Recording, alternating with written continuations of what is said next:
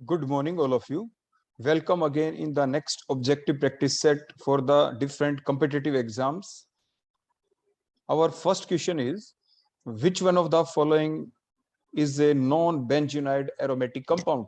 आपने जो क्लासिफिकेशन पढ़ी थी हाइड्रोकार्बन्स की, उसमें आपने देखा था कि आपके हाइड्रोकार्बन्स को आप डिफरेंट वेज से क्लासिफाई करते हैं। जैसे आप उनको क्लासिफाई करते थे एलिफेटिक कंपाउंड और the cyclic compound means aromatic compounds means cyclic acyclic compounds आपके aliphatic compounds कहलाते हैं। cyclic compounds further of two type alicyclic जिसमें रिंग तो होता है लेकिन उसमें alternate पोजीशन पे डबल सिंगल means aromaticity नहीं होती। Other one are the cyclic compound। जो cyclic compound है वो भी आपके different type के हो सकते हैं। वो आपके ऐसे भी हो सकते हैं cyclic compound जिसमें बेंजीन रिंग हो और जिसमें बेंजीन रिंग ना हो। तो मीन्स आपके एरोमेटिक हो सकते हैं, नॉन एरोमेटिक हो सकते हैं। एरोमेटिक भी ऐसे हो सकते हैं जिनके अंदर बेंजीन रिंग हो या बेंजीन रिंग ना हो। तो मींस आपके कंपाउंड बेंजीनॉइड भी हो सकते हैं और नॉन बेंजीनॉइड एरोमेटिक कंपाउंड्स भी हो सकते हैं। अगर आप देखें यहाँ पे एनिलीन, तो एनिलीन की स्ट्रक्चर के अंदर देखो कुछ कॉमन कंपाउंड है आपके। तो अगर आप एनिलीन को देखेंगे तो आपने बेंजीन रिंग की स्ट्रक्चर बना दी और इसके ऊपर क्या लगा दिया बेटा, सिर्फ आपने NH2, so that is the aniline. Benzoic acid B option के अंदर आप देखेंगे तो ये बेंजीन रिंग और ऊपर आपने क्या लगा दिया, CH। तो बेंजोइक एसिड तो ये भी आपके बेंजीनाइड एरोमेटिक कंपाउंड है।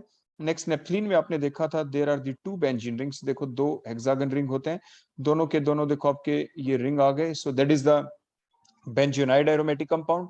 सिमिलरली अगर आप सी ऑप्शन को देखते हैं तो बेटा यहाँ पे आपको थोड़ा ध्यान रखना, एक हेप्टागन आप बनाते हैं, देखो इस टाइप से हेप्टागन, और ये डबल बॉन्ड O और यहाँ पे बेटा देखो OH।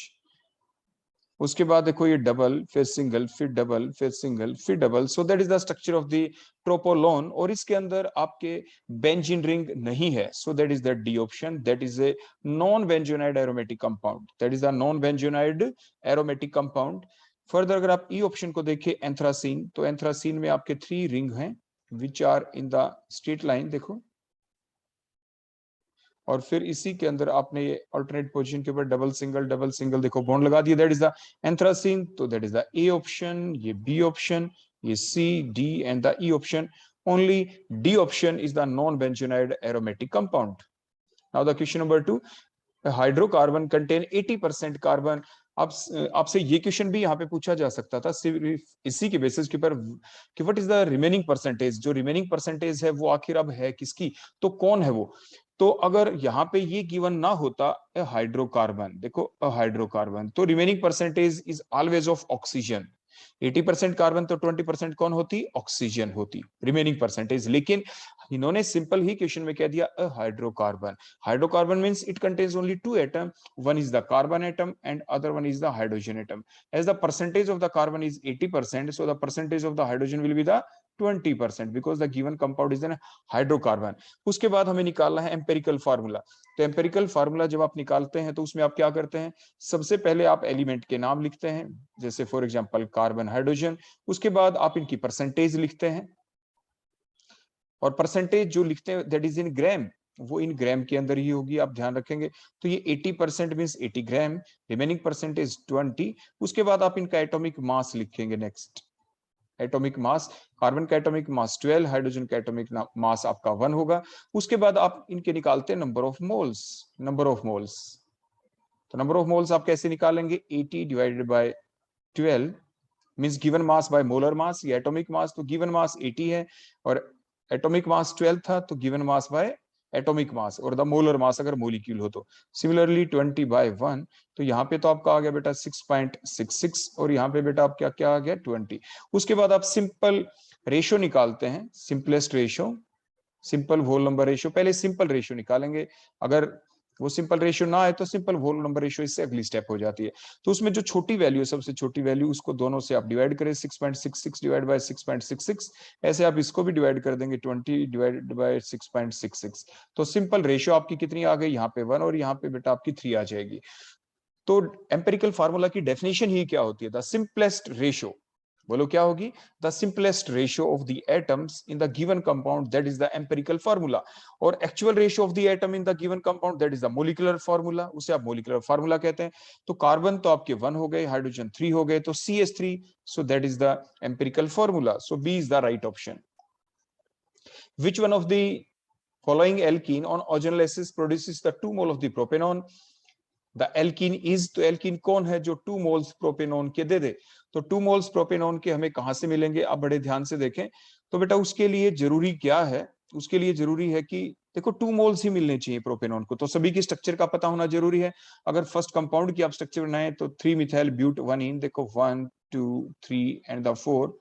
तो 1 देखो ये 1 पोजीशन पे हमने लगा दिया, देखो ऐसे करे 1 2 3 4, 3 के ऊपर हमने मिथाइल ग्रुप लगा दिया, तो बची हुई पोजीशन आप इस टाइप से कंप्लीट कर देंगे, ये CH2 और ये H। अगर आप इसमें ओजोनोलाइसिस करेंगे तो क्या हमें 2 मोल्स ऑफ प्रोपेनॉन मिलेगा? प्रोपेनॉन की स्ट्रक्चर क्या है? देखो हम आपको बताएं, प्रोपेनॉन की स्ट्रक्चर है CH3 C double bond O और CH3, मींस ये हमें यूनिट मिलनी चाहिए। इसको दूसरे फॉर्म में लिखें तो हम कुछ ऐसा भी लिख सकते हैं, C double bond O CH3। तो यानी हमें ओजोनोलाइसिस करें तो हमें प्रोपेनॉन मिलना चाहिए, सो दैट इज द प्रोपेनॉन। और वो भी कितने मोल्स लिखे हैं? That is the 2 moles. तो ऑप्शन नंबर ए में हमने देखा तो इसकी ओजोनोलाइसिस जब आप करेंगे तो हमें प्रोपेनॉन नहीं मिलेगा, क्योंकि 1 इज द मिथेनॉल, मिथेनॉल मिल गया, और सेकंड 1 ये सिंपल आपका एल्डिहाइड ही मिलेगा। तो that is the from the option A. अब ऑप्शन नंबर बी के ऊपर चलते हैं। बी ऑप्शन में उसी टाइप से 1 2 3 एंड द 4 नंबरिंग कर दे, 1 2 3 एंड द 4। ये तो ए ऑप्शन थी बेटा। अब बी ऑप्शन की तरफ हम प्रोसीड कर रहे हैं। तो 2 3 डाइमिथाइल, देखो 2 के ऊपर भी मिथाइल और 3 के ऊपर भी देखो बेटा मिथाइल, और ब्यूट 1 इन है देखो यहाँ पे। तो बची वैलेंसी आप कंप्लीट कर दे, 2 3 1 4, ये H और ये CH3, रिमेनिंग कार्बन की वैलेंसी 4। तो यहाँ से भी आप देखेंगे तो बेटा मिथेनॉल ही मिलेगा आपको, और सेकंड भी आपके पास प्रोपेनॉन नहीं मिलेगा। तो अब हम सी ऑप्शन की तरफ चलते हैं। सी ऑप्शन का नाम क्या है? 2 3 डाइमिथाइल पेंटीन 2 इन। तो देखो 1 2 3 4 एंड द 5। तो 1 2 3 4 और 5 आपने नंबरिंग की। उसके बाद है 2 पेंटीन, 2 और 3 के बीच देखो डबल बॉन्ड लगा दिया, 2 के ऊपर ही क्या लगा है? मिथाइल, और 3 के ऊपर भी देखो ये मिथाइल हमने लगा दिया। रिमेनिंग वैलेंसी आप इस स्टेप्स देखो कंप्लीट कर देंगे, 1 2 3 4 1 2 3 4 and so on.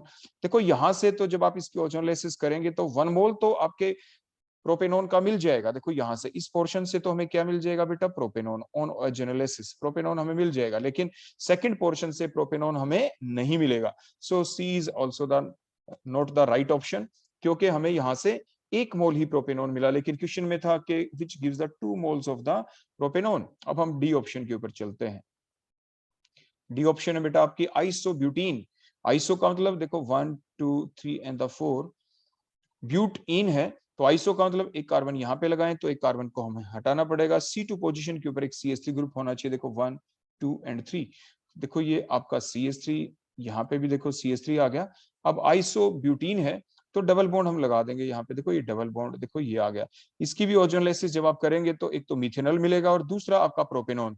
2 moles propanone के फिर भी नहीं मिले। अब हम चलते हैं बेटा अपनी ई ऑप्शन के ऊपर, देखो ये लास्ट है हमारा 2 3 डाइमिथाइल ब्यूट 2 इन, देखो 1 2 3 एंड द 4 नंबरिंग हम फिर से करते हैं 1 2 3 एंड द 4। 2 और 3 के बीच में डबल बॉन्ड, क्योंकि ब्यूट 2 इन लिखा है यहाँ पे। अब 2 और 3 के ऊपर देखो मिथाइल ग्रुप, 2 के ऊपर भी मिथाइल, 3 के ऊपर भी बेटा मिथाइल। बची वैलेंसी आप कंप्लीट कर देंगे। अब देखो आप इसकी ओजोनोलाइसिस करेंगे, देखो यहाँ से देखो ये ओजोनोलाइसिस, तो यहाँ से भी प्रोपेनॉन और इधर से भी प्रोपेनॉन, तो 2 मोल्स हमें प्रोपेनॉन के मिल जाएंगे। So E will be the right option. तो क्वेश्चन नंबर 3 में ऑप्शन राइट बेटा कौन सी है? That is the E option. Next, which one of the following has the lowest boiling point? किसका बॉइलिंग पॉइंट सबसे कम होगा? तो ये बेसिक बात बेटा आप जानते हैं, किसी भी कंपाउंड के अंदर डिफरेंट अगर आप देखिए, देखो 2 मिथाइल ब्यूटेन, तो इसमें भी देखो टोटल 5 कार्बन एटम का ये कंपाउंड है। नेक्स्ट को देखिए 2 मिथाइल प्रोपेन, तो ये 4 कार्बन कंपाउंड बेटा, 4 कार्बन एटम का कंपाउंड है। नेक्स्ट 2 2 डाइमिथाइल प्रोपेन, तो प्रोप का मतलब 3 कार्बन, और 2 2 मिथाइल मींस टोटल ये that is the 5 carbon compounds, 5 carbon atoms है इस कंपाउंड में। एन पेंटेन, इसमें भी देखो 5 कार्बन एटम्स ही हैं। एन ब्यूटेन देखो बेटा इसमें 4 कार्बन एटम है। देखो ऐसा हमने क्यों लिखा? क्योंकि जो आपकी सीरीज है होमोलोगस सीरीज, जब आप उसमें चलते हैं फ्रॉम मीथेन से आपके उसके बाद प्रोपेन ब्यूटेन पेंटेन हेक्सेन, तो जैसे ही कार्बन एटम की संख्या बढ़ती है, as we increase the number of the carbon atom, तो जिसकी वजह से क्या होगा? मास बढ़ेगा, आपका बॉइलिंग पॉइंट क्या हो जाएगा? इंक्रीज।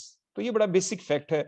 लेकिन उसके बाद बेटा नेक्स्ट पॉइंट ये आ जाता है कि अगर हम इनके अंदर ये देखें, बड़े ध्यान से देखें, और बेटा जल्दी से आप सोच के जवाब दें, मैं जवाब दूं उससे पहले आपका जवाब अब आ जाना चाहिए। हाँ जी, तो बेटा आपने क्या देखा कि जिसमें ज्यादा कार्बन एटम होंगे उनका बॉइलिंग पॉइंट ज्यादा होगा। तो देखो ए ऑप्शन में 5 कार्बन, सी में 5, डी में 5 कार्बन, तो इनका बॉइलिंग पॉइंट तो ज्यादा ही होगा बी और ई ऑप्शन से, क्योंकि उनमें 4 कार्बन एटम है। उसके बाद अब हमें ये देखना है विच is the lowest boiling point, बेटा हमें यहाँ पे देखना है लोएस्ट। तो लोएस्ट किस में होगा?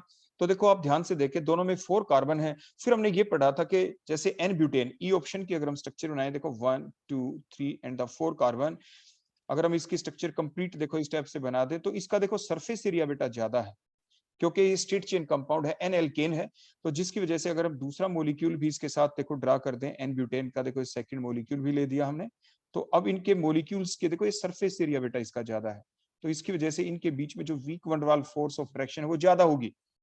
अब हम दूसरे को देखते हैं, 2 मिथाइल प्रोपेन, देखो 1 2 एंड द 3 हमने कर दिया। यहाँ पे बेटा देखो ये मिथाइल लगा दिया 2 पोजीशन के ऊपर, देखो 1 2 3 अगर हम करें, तो आपने देखा कार्बन एटम दोनों में ही सेम है, लेकिन यहाँ पे ब्रांचिंग होने की वजह से बेटा सरफेस एरिया कम हो गया।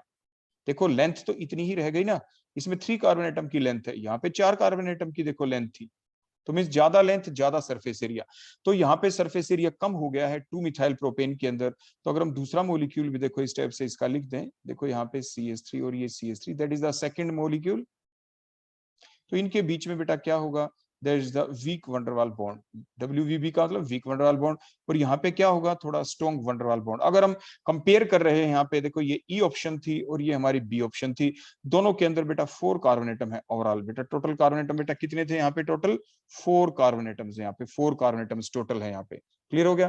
तो इसमें सब, इनमें देखो सबसे कम बॉइलिंग पॉइंट किसका? जिसमें सबसे कम वंडरवाल फोर्स ऑफ अट्रैक्शन, जिसका सरफेस एरिया कम, जिसमें सबसे कम कार्बन, सबसे कम कार्बन थे बी और ई ऑप्शन के अंदर। इन दोनों में भी सरफेस एरिया किसका कम? जिसमें ब्रांचिंग हो गई। ब्रांचिंग किस में हो गई? बी ऑप्शन में। तो जिसकी वजह से यहाँ पे वीक वंडरवाल फोर्स, इसलिए यहाँ पे अब हमें कम हीट देनी पड़ेगी। Less heat is required to break that weak van der Waals force of attraction. Less heat, सबसे कम हीट देनी पड़ेगी, इसलिए इसी का बॉइलिंग पॉइंट क्या होगा? सबसे कम। तो option B will be correct. तो बी ऑप्शन क्या होगी इसकी? करेक्ट होगी। इसके बाद बेटा next question number 5, which one of the following exhibit geometrical isomerism. हमने बताया था ज्योमेट्रिकल के लिए पहली बात के कार्बन कार्बन के बीच डबल बॉन्ड हो। कार्बन कार्बन के बीच बेटा क्या होना चाहिए? डबल बॉन्ड होना चाहिए, पहली बात। दूसरी बात, यहाँ पे जो दो ग्रुप लगे हुए हो, एक कार्बन के ऊपर ए और बी, देखो ऐसे करके दोनों डिफरेंट होने चाहिए। यहाँ पे भी दोनों डिफरेंट होने चाहिए। वो एक अलग बात कि ए बी उधर भी हो जाए, लेकिन किसी एक डबली बॉन्डेड कार्बन एटम के ऊपर दोनों के दोनों ग्रुप आपके डिफरेंट होने ही चाहिए। अब हम बात करते हैं ए ऑप्शन की। देखो अगर हम ए ऑप्शन की बात करें यहाँ पे, तो इसकी स्ट्रक्चर आप ड्रा करके देखेंगे, देखो ध्यान से देखें, प्रोपीन है, ये भी इन है, ये भी इन है, इन है, इन है, सभी में डबल बॉन्ड तो है ही। तब ए ऑप्शन में देखें प्रोपीन, तो 3 कार्बन आप ड्रा कर दे, 1 2 3। प्रोपीन कह दिया तो अगर नंबरिंग करेंगे कहीं से भी 1 2 3, तो 1 के ऊपर डबल बॉन्ड है। 1 के ऊपर कभी भी अगर डबल बॉन्ड आ गया, 1 के ऊपर डबल बॉन्ड, तो आप ध्यान से देखिए इसमें क्या लिख रखा है? 1 2 डाई ब्रोमो प्रोपीन। 1 के ऊपर भी ब्रोमो है, ध्यान से देखें 1 के ऊपर ब्रोमो है, और 2 के ऊपर भी बेटा देखो यहाँ पे ब्रोमो है, 1 2 डाई ब्रोमो प्रोपेन। अब इसकी कंप्लीट कर दें वैलेंसी, देखो ये CH3, और यहाँ पे बेटा क्या आ जाएगा? 1 2 3 बॉन्ड ये H, और 1 2 3 4 देखो ये इस टाइप से आ गया यहाँ पे। तो which of the following exhibit geometrical isomerism, इनमें से कौन ऐसा है जो ज्योमेट्रिकल आइसोमेरिज्म को शो कर सकता है? तो ए ऑप्शन तो बेटा आपकी करेक्ट हो ही चुकी है, ध्यान से देखें, क्योंकि यहाँ पे आपके कार्बन के ऊपर देखो ये दो डबली बॉन्डेड कार्बन एटम, अगर इस H को थोड़ा हम ओपन करके देखो शो कर दें वैलेंसी जो हमने पूरी की थी, देखो इस टाइप से, तो ये जो डबली बॉन्डेड कार्बन एटम है, इसके ऊपर देखो एक H एक Br है, बोथ आर डिफरेंट, एक CH3 एक Br है, बोथ आर डिफरेंट। तो मींस ये ज्योमेट्रिकल आइसोमेरिज्म को शो कर सकता है। So is the right option till now. अब हम बी ऑप्शन को देखते हैं। बी ऑप्शन को अगर हम देखें यहाँ पे, तो देखो ब्यूट 2 इन लिख रखा है, देखो 1 2 3 एंड द 4, देखो 1 2 3 एंड द 4, ब्यूट 2 इन, 2 का मतलब 2 और 3 के बीच में डबल बॉन्ड, और 2 और 3 के ऊपर डाइमिथाइल है, तो 2 के ऊपर भी मिथाइल, 3 के ऊपर भी मिथाइल हमने लिख दिया। अब वैलेंसी आप पूरी कर दें इनकी, देखो ये डबली बॉन्डेड कार्बन एटम, हमने बताया था डबली बॉन्डेड कार्बन एटम के ऊपर दोनों ग्रुप डिफरेंट होने चाहिए। इस नंबर C2 के ऊपर देखें, एक CH3 तो दूसरा भी CH3 हो गया, तो मींस ये कंपाउंड आपका ज्योमेट्रिकल आइसोमेरिज्म शो नहीं कर सकता, because on the doubly bonded carbon atom the two groups are same. देखो ये दोनों के दोनों ग्रुप बेटा क्या हो गए? यहाँ पे सेम है, ये डिफरेंट होने चाहिए, because there are the same group, so that compound can not show the geometrical isomerism in spite of the presence of the double bond between the carbon and carbon. अब हम बेटा C option के ऊपर चलते हैं। C option पे देखेंगे तो उसी टाइप से ब्यूट 2 इन 1 2 3 एंड द 4, तो उसी टाइप से 1 2 3 एंड द 4 ब्यूट 2 है तो 2 और 3 के बीच डबल बॉन्ड।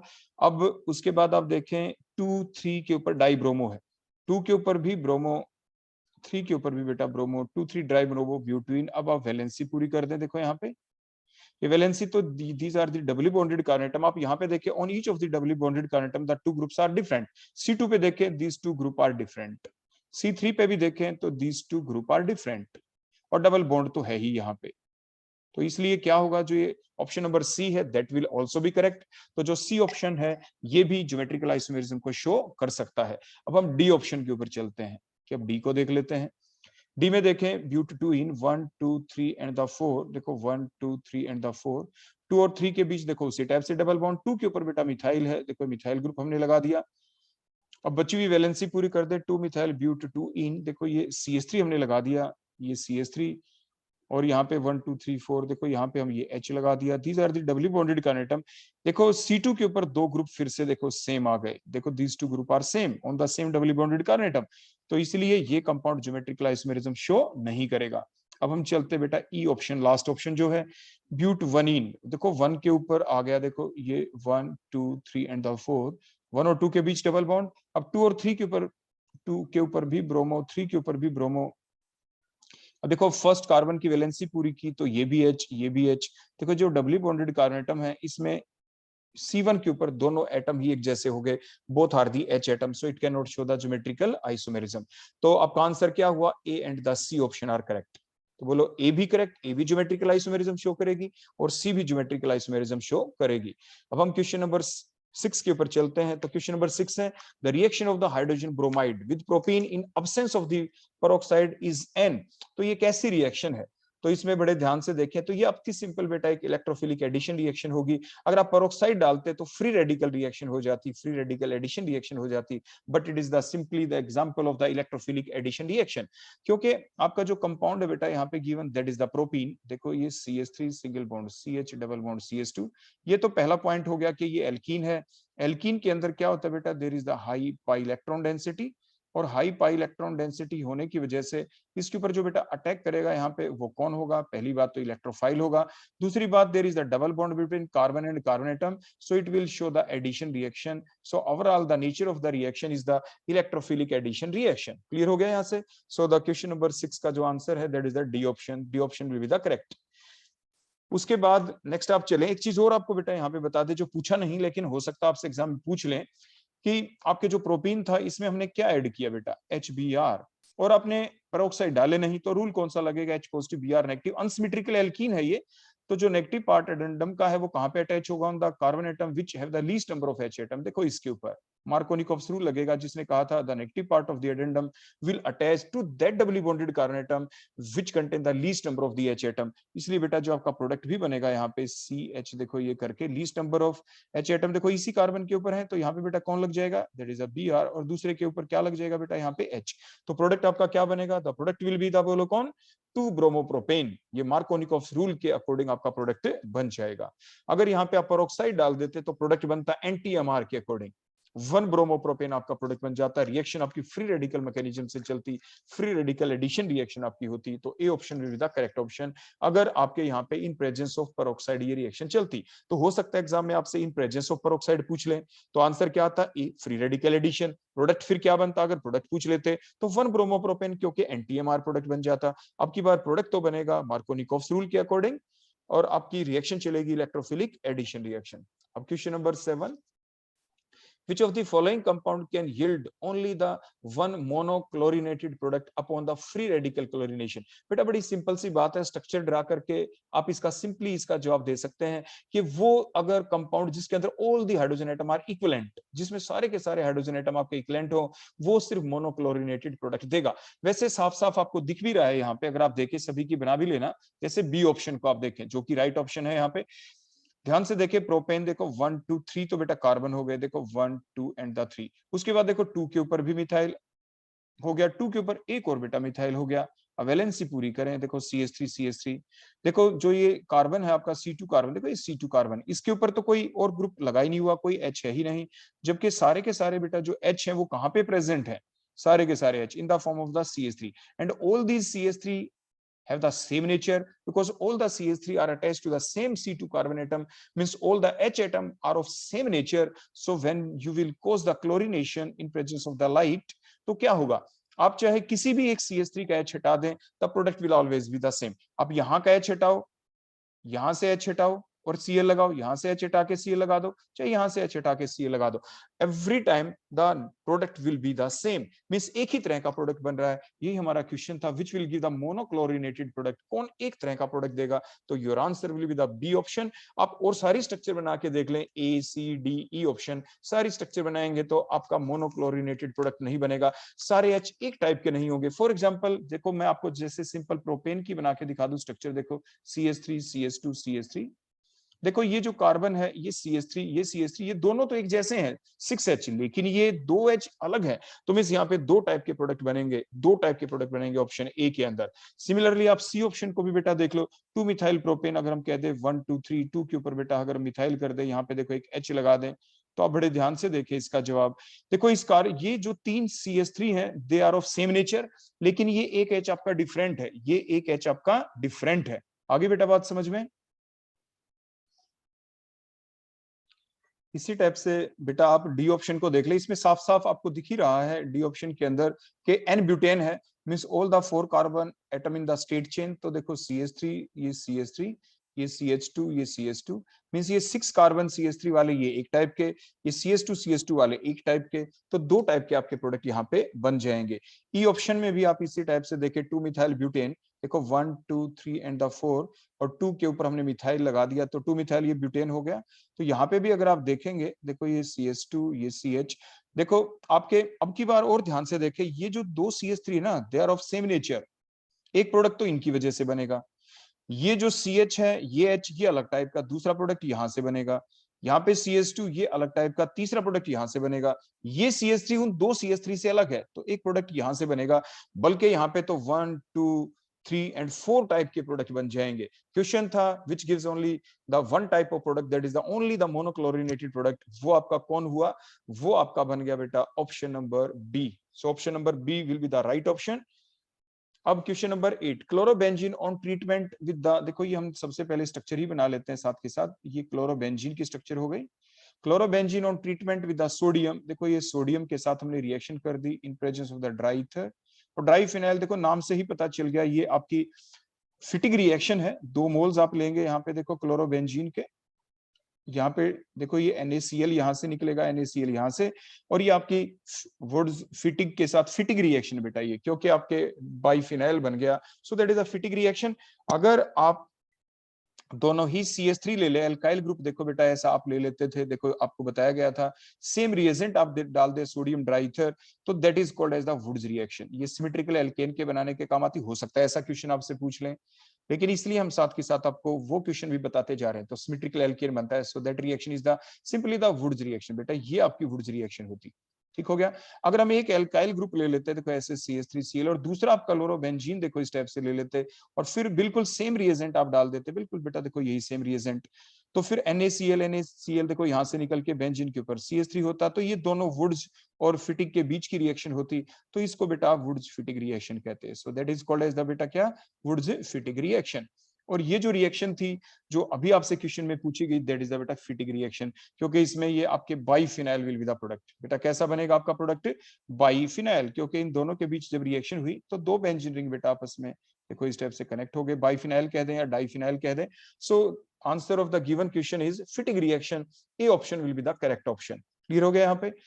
उसके बाद जैसे और रिएक्शन है सेंडमे रिएक्शन, देखो सेंडमे रिएक्शन बेटा क्या होती है, जिसके अंदर आप क्या करते हैं कि आपके पास बेंजीन डाइजोनियम क्लोराइड हो, देखो बेंजीन डाइजोनियम क्लोराइड, और इसमें आपके पास ऑप्शन होती है कि आप Cu में HCl डालें या CuCl में HCl डालें, इस बेसिस के ऊपर एक सेंडमे रिएक्शन होती है और दूसरी गटरमान। दीज आर दी 2 रिएक्शन, जिसमें आपका क्या लगता है बेटा, बेंजीन के ऊपर जाके क्या लग जाएगा यहाँ पे Cl, क्योंकि नाइट्रोजन दोनों इलेक्ट्रॉन निकल, यहाँ पे नाइट्रोजन गैस निकल गई और आपके chlorobenzene will be the product, और वुड्स रिएक्शन बेटा मैंने आपको बता ही दी। So correct option will be the A option.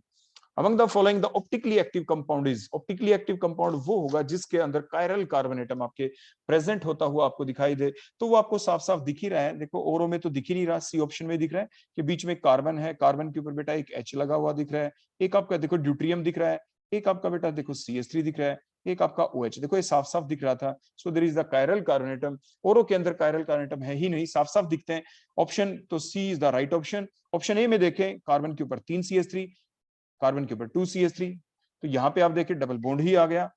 Next one में देखें CH3CHO, यहाँ पे भी कोई कायरल कार्बोनेटम नहीं। डी ऑप्शन में there is no chiral carbon atom, so the chiral carbon atom is present only in the option C, so C is the right option. ये एक ऑप्टिकली एक्टिव कंपाउंड है।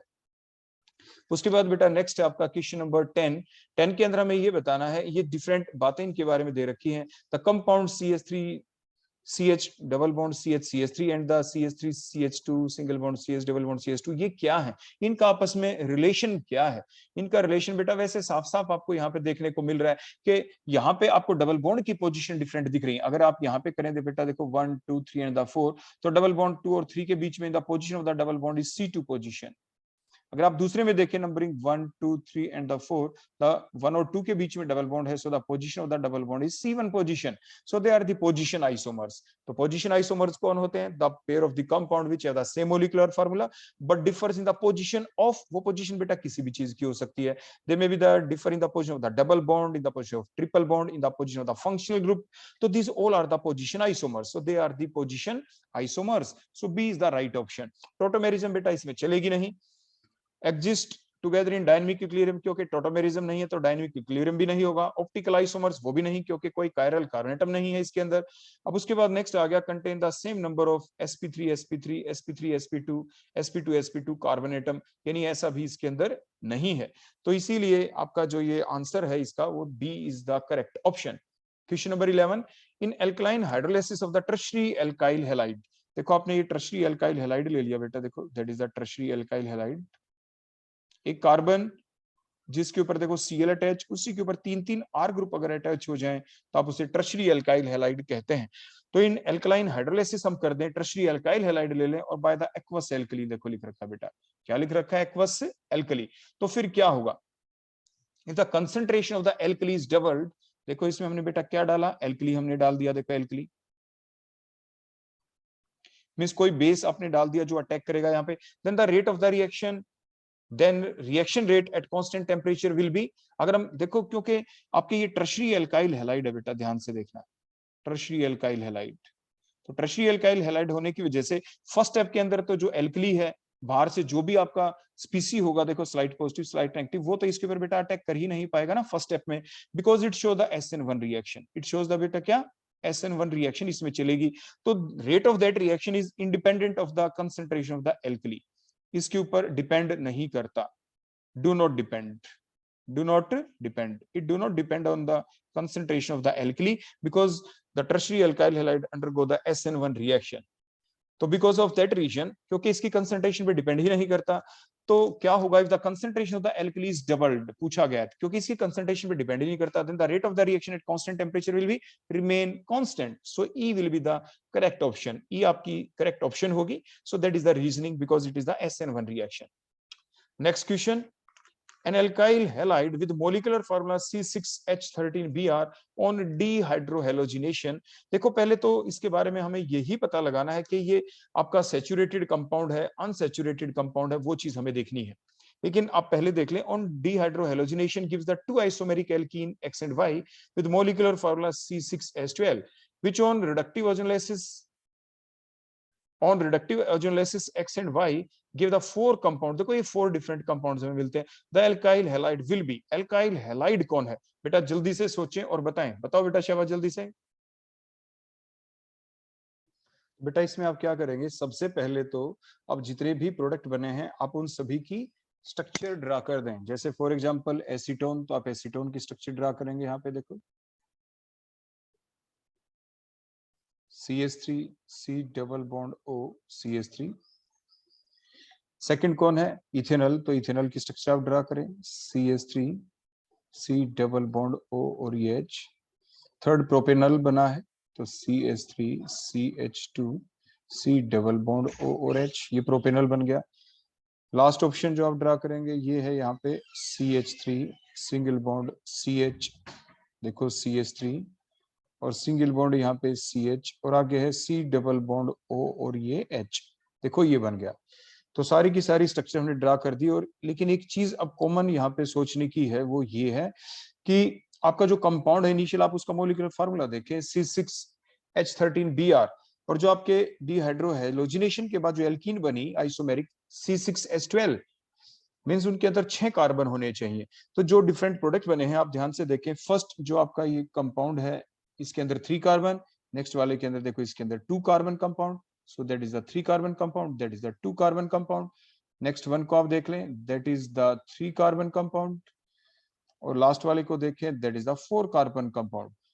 तो व्हाट इट मींस, इससे reflect क्या हुआ कि देखो 3 कार्बन के जुड़ के ही तो 6 बनेंगे। इट मींस ये जो दो आपके प्रोडक्ट मिले, देखो दीज टू 3 कार्बन वाले किसी एक आपकी एल्कीन से बने होंगे, तो इसलिए सबसे पहले इन्हीं को लिखते हैं। देखो तरीका क्या होता है लिखने का, देखो CH3 जो डबल बॉन्ड वाला पोर्शन है, तो देखो ये डबल बॉन्ड वाला, ये डबल बॉन्ड हटके ओ ऑक्सीजन हटा दी, डबल बॉन्ड यहाँ पे आ गया। सेकंड उसको देखो रिवर्स करके हमने लिखा C, और देखो इसके ऊपर H, ये CH2 CH3 देखो ये हमने लिख दिया, और यहाँ पे डबल बॉन्ड है। डबल बॉन्ड को देखो O हमने यहाँ पे ऑक्सीजन थी ना इसमें 3 कार्बन वाले कंपाउंड में, O को हटाएं और इन डबल बॉन्ड को आपस में एक्सटेंड कर दें, सो that is the one type of alkene. एक एल्कीन तो बेटा आपकी ये हो गई। अब सेकंड एल्कीन, ये 4 कार्बन कंपाउंड और 2 कार्बन कंपाउंड को आप आपस में मैच कर दें, इन दोनों को मिलाएं। देखो जैसे ये हमने लिया CH3CH, देखो CH3 single bond CH, single bond CH, और ये O, देखो इस O को हटा दें, ये डबल बॉन्ड ऐसे सच रखें।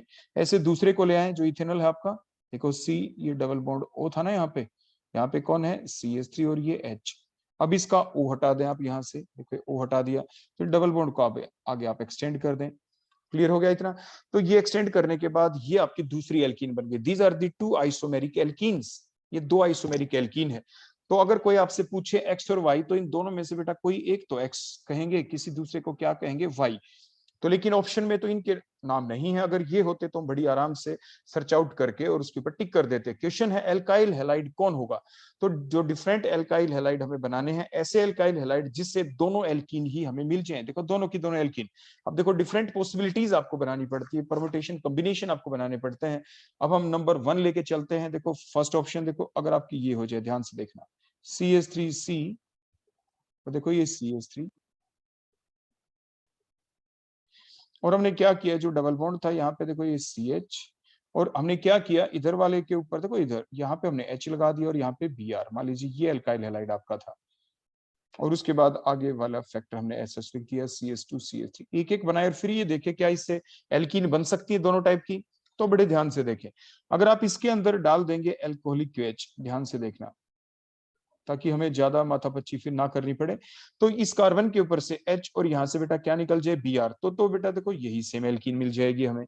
लेकिन अगर हम रिवर्स कर दें, ध्यान से देखना कि ये जो CH Br यहाँ से, और देखो ये जो CH2 था इसका H अगर हम यहाँ से हटा के ये अल्कोहलिक KH जब हम डालेंगे, देखो इस टाइप से, ये अटैक इस पे, ये यहाँ, ये Br मीन्स HBr हट जाए, तो मीन्स यहाँ पे डबल बॉन्ड आ जाए, यहाँ पे आ जाए, बिल्कुल सही, तो फिर आपका ये Y बन जाएगा।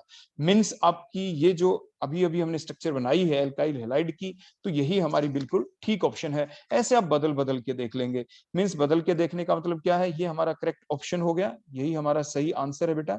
इसी से आपके दोनों टाइप की एल्कीन्स हमें मिल जाएंगी। देखो ये भी मिलेगा एल्कोहलिक KH जब आप डालेंगे, और ये भी आपकी मिल जाएगी, देखो एल्कोहलिक OH जब आप डालेंगे ये एल्कीन भी बन जाएगी। सो that is the alkyl halide, जिससे आपको ये दोनों के दोनों एल्कीन्स, आइसोमेरिक एल्कीन हमें ऑब्टेन हो जाएंगी। तो ये एल्काइल हैलाइड आखिर है कौन सा, तो अब अपने ऑप्शंस के अंदर ढूंढे, इसका नाम देखें जो हमारा प्रोडक्ट बना है, तो that is the E option. E option 3 bromo 2 methyl, देखो यहाँ पे अगर आप नंबरिंग करें, देखो 1 2 3 4 एंड 5, देखो ये तो 2 मिथाइल हो गया, ये 3 ब्रोमो हो गया। So the name is 3 bromo 2 methyl pentane is the answer. So that is the correct option. औरों में अगर आप करके देखेंगे तो ऐसा नहीं होगा। देखो एक हम करके आपको दिखा देते हैं, वैसे आप ध्यान से देखना, आंसर का आपको पता चल चुका है, आप ध्यान से देखें। अगर हम ऐसा कर देते, देखो बेटा, देखो इसी के अकॉर्डिंग हम करके बता रहे हैं कि एल्काइल हैलाइड ऐसा होता। अब की बार तो हमने क्या किया बेटा, इधर तो H लगाया, इधर Br। अब की बार अगर हम इधर H लगा दें और इधर बेटा Br लगा देते, देखो ध्यान से, तो अगर आप इसमें देखो अब एल्कोहलिक KH अगर आप डालते हैं, सेकंड पॉसिबिलिटी ये भी हो सकती थी, तो यहां से H तो ये तो मिल जाएगा, लेकिन अगर हम इधर चले एल्कोहलिक KH डाल के, तो फिर क्या होगा, आपका ये Br, अब की बार ये H नहीं, अब की बार आप दूसरा H लें, CH3 वाला, देखो ये H, देखो यहां से इस CH3 का एक H ले लो, तो क्या हमें ये मिलेगा? नो, अब हमें ये प्रोडक्ट Y प्रोडक्ट हमें नहीं मिलेगा, तो ये वाला एल्काइल हैलाइड पॉसिबल नहीं है। तो इस टाइप से आपको ऐसे क्वेश्चनों का जवाब कुछ इसी पैटर्न पे देना होता है। सबसे पहले जो प्रोडक्ट थे आपके 4, हमने उनको लिखा, फिर ये पता लगाया कि आपकी एल्कीन कौन सी हो सकती है, क्योंकि C6H12 था, 6 कार्बन कंपाउंड, तो 2 हमने एल्कीन ड्रा कर ली। उसके बाद एल्काइल हैलाइड बनाया, कैसे बनाए, जो डबल बॉन्ड वाले किसी भी एक एल्कीन को ले लिया, जैसे हमने सबसे पहले ऑप्शन के तौर पे जिसको हमने X कहा था, ये वाली एल्कीन लेके इसके ऊपर HBr लगाया, डबल बॉन्ड हटा के H और Br। तो HBr जब हमने लगाया तो ये देखा कि कहां H और कहां Br लगाने से डबल बॉन्ड के अक्रॉस आपके दोनों की दोनों एल्कीन हमें ऑब्टेन हो जाती हैं। तो फिर आपने दोनों पॉसिबिलिटी देखी, एक आपकी ठीक मिली, that is the option number E। अब हम चलते बेटा नेक्स्ट क्वेश्चन के ऊपर, क्वेश्चन नंबर 13। क्वेश्चन नंबर 13 में देखे the compound that does not undergo the hydrolysis by the SN1 mechanism। बेटा आपको वैसे क्लियर कट यहाँ पे एक ऑप्शन तो हमें साफ दिख रही है, औरों को भी हम करके देख लेंगे, that is the B option. क्योंकि इसमें अगर आप देखेंगे तो देखो ये बेंजीन रिंग हो गया C6H5, और यहाँ पे बेटा देखो Cl के ऊपर बेटा देखो लॉन पेयर है, लॉन पेयर कंजुगेशन में इन्वॉल्व हो जाएंगे, because these lone pair are present alternatively with the double bond of the benzene ring। देखो इसके साथ alternate है वो Cl जिस पे lone pair आगे देखो सिंगल, उसके बाद बेटा क्या है, ये देखो ये डबल बॉन्ड आ गया, हो गया ना alternatively present। so these lone pair get involved in the बोलो क्या, resonance, so there will be the double bond character, और double bond character होने की वजह से it does not undergo the hydrolysis by the SN1 mechanism। ये SN1 के through reaction नहीं चलेगी। तो SN1 के थ्रू तो देखो इस CCl बॉन्ड का टूटना जरूरी, कार्बोकेटाइन का बनना जरूरी, लेकिन डबल बॉन्ड कैरेक्टर होने की वजह से यहाँ पे ये रिएक्शन नहीं चलेगी। और किसी के अंदर भी आप देखें ऐसी कोई पॉसिबिलिटी हमें दिखी नहीं रही, किसी के अंदर भी आप देख लें, एनीवन, कोई भी ऐसी स्ट्रक्चर नहीं है जिसमें ऐसी पॉसिबिलिटी आपको दिखती हो। आप ये कहेंगे सर अपने ई ऑप्शन दिखाएं, देखो ई ऑप्शन में देखो आपको बता दें C6H5, देखो मैं स्ट्रक्चर ही बना देता हूँ, देखो ये C6H5 आगे बेटा आप देखिए ध्यान से, ये CH है, इस CH के साथ बेटा यहीं पे C6H5 है, देखो दूसरा बेंजीन रिंग भी बेटा हमने देखो लगा दिया यहाँ पे, क्लियर हो गया। और इसी के ऊपर बेटा हमने क्या लगा दिया बेटा, Cl यहाँ पे। तो यहाँ पे क्या है, ध्यान से देखें, वो कार्बन जिसके ऊपर बेटा कौन लगा हुआ है यहाँ पे, C6H5 CHCl, इस कार्बन क्लोरीन के ऊपर बेटा क्या है, लोन पेयर, ध्यान से देखें। तो बेटा आप ये कहेंगे सर यहाँ पे भी तो ऐसा ही है, जो Cl जिसके ऊपर देखो कार्बन से ही तो डायरेक्टली अटैच है यहाँ पे कार्बन से, लेकिन वो Cl जिसके ऊपर लोन पेयर है सिंगल बॉन्ड से अटैच ऐसे एटम से है जिसने आगे देखो सिंगल बॉन्ड ही बना रखा है, सिंगल बॉन्ड ही बना रखा है, सिंगल बॉन्ड ही बना रखा है। तो मीन्स जो क्लोरीन है इसके लोन पेयर रेजोनेंस में इन्वॉल्व नहीं होंगे, और कार्बन और क्लोरीन के बीच बेटा क्या रहेगा, there will be the single bond character which can be break easily, so it can easily undergo the SN1 mechanism के थ्रू हाइड्रोलिसिस इसमें हो जाएगी, because there is the single bond. Clear हो गया। ऐसे आप किसी दूसरे को, सी ऑप्शन में आप देख ले बेटा, इसमें आपको क्या दिखेगा, that is the benzyl chloride, ये बेंजीन रिंग है बिल्कुल इसी टाइप का, देखो CH2 और आगे Cl, तो ये Cl जिसके पास देखो lone pair, there will be the single bond character, यहाँ पे भी बेटा सिंगल बॉन्ड ही रहेगा। ये जो लॉन पेयर है ये रेजोनेंस में इन्वॉल्व नहीं होंगे, क्योंकि Cl जिस पे लॉन पेयर ऐसे कार्बन एटम से अटैच, आगे भी बेटा कैसा बॉन्ड है यहाँ पे सिंगल ही बॉन्ड है। क्लियर हो गया बेटा, तो ये ध्यान रखें। तो कार्बन और Cl के बीच यहाँ पे सिंगल बॉन्ड ही रहेगा, क्योंकि क्लोरीन के लॉन पेयर रेजोनेंस में इन्वॉल्व नहीं होंगे। क्लियर हो गया, इसीलिए it can also easily undergo the hydrolysis by the SN1 mechanism. And so आप सभी को इसी टाइप से चेकआउट कर सकते हैं। ये ऑप्शन को देख लें बेटा, अब जैसे किसी बच्चे ने कहा ये ऑप्शन, तो बेटा आप इसको देखो, CH2 double bond CH, single bond CH2 और सिंगल बॉन्ड बेटा Cl, ये एलाइल क्लोराइड है। इसमें भी आप देखें Cl के जो लोन पेयर हैं सिंगल बॉन्ड से ऐसे कार्बन से अटैच, आगे भी बेटा देखो यहाँ पे सिंगल ही बॉन्ड है, मींस आपके देखो ये जो लॉन पेयर है ना बेटा, ये ऑल्टरनेटिवली प्रेजेंट होने चाहिए डबल बॉन्ड के साथ। ऑल्टरनेटिवली मींस लॉन पेयर, फिर देखो ये सिंगल, फिर आगे डबल होना चाहिए था, लेकिन यहाँ पे तो सिंगल ही है। तो इसीलिए यहाँ पे रेजोनेंस प्रोसेस में इन्वॉल्व नहीं होंगे क्लोरीन के लॉन पेयर, और जिसकी वजह से कार्बन और देखो इस Cl के बीच में सिंगल बॉन्ड कैरेक्टर रहेगा, और it can be break easily, it can easily undergo the hydrolysis by the SN1 mechanism. Clear हो गया बेटा। तो इसलिए जो करेक्ट ऑप्शन है क्वेश्चन नंबर 13 की, that is the B is the correct option, B is the correct option. उसके बाद बेटा next question, which one of the following has the antiseptic property. Question number 14, तो बेटा आपको नाम से सीधा ही पता चल रहा है द सी ऑप्शन, जिसे आयोडोफॉर्म भी कहते हैं आप, CH3, इसकी एंटीसेप्टिक प्रॉपर्टी होती है, that is the iodoform.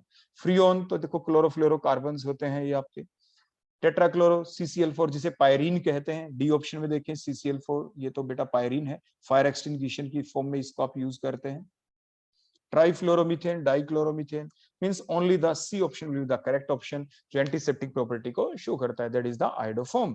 Triiodomethane को क्या कहते हैं, दैट इज द आयोडोफॉर्म। बेटा ये आयोडोफॉर्म होता है, आपने प्रिपरेशन भी की होती है लेबोरेटरी के अंदर बड़े आराम से। आयोडोफॉर्म टेस्ट कौन कंपाउंड दिखाते हैं, पढ़ा था ना बेटा एग्जाम में, ये भी आ सकता है। देखो फिर से बता दें, कोई भी ऐसा कार्बन जिसके ऊपर बेटा क्या है OH, उसी कार्बन के ऊपर क्या दिखाई दे जाए बेटा CH3, तो such type of compound can show the iodoform test with, बोलो जब क्या डालें आप, आयोडीन डाल दें अलोंग विद NaOH और द QH, तो ये आयोडोफॉर्म रिएक्शन होती थी बेटा, ये आयोडोफॉर्म रिएक्शन शो करेगा।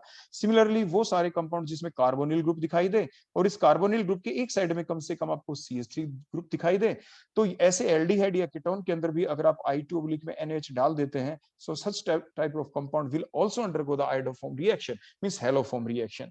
तो मींस ध्यान रखें आपके जो एल्कोहल्स जिनके अंदर ये पार्टिकुलर यूनिट दिखाई दे, मींस मिथाइल टाइप का जो ये ग्रुप दिखाई दे, और ऐसे ही जो मिथाइल ग्रुप आपके दिखाई दे कार्बोनिल के ऊपर अटैच, तो ये एल्डिहाइड और कीटोन्स, तो मींस एल्डिहाइड कीटोन्स आपके दिखा सकते हैं iodoform reaction with specific that condition, ऐसे अल्कोहल भी दिखा सकते हैं। जैसे आपसे ये एग्जाम में पूछा जाता है, जैसे methanol can show the iodoform reaction, कई बच्चे कह देते हैं यस, क्योंकि उनको CH3 दिखता है, लेकिन हम आपको बता दें इसको आप ओपन फॉर्म में बेटा हमेशा लिख के दिखाएं, CH3 को ऐसे लिखें और फिर आप उस कंडीशन को याद रखें जो हमने बताया था।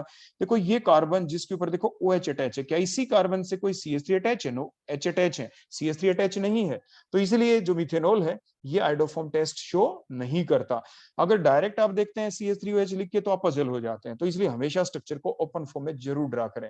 सो द राइट ऑप्शन, जो हमारा क्वेश्चन तो खैर अलग था कि which of the following show the antiseptic property, तो C is the right option, iodoform antiseptic property show करता है। लेकिन ये क्वेश्चन भी आपके किसी ना किसी और एग्जाम में आपसे पूछे जा सकते हैं, इसलिए साथ के साथ आपको बता दिया गया है।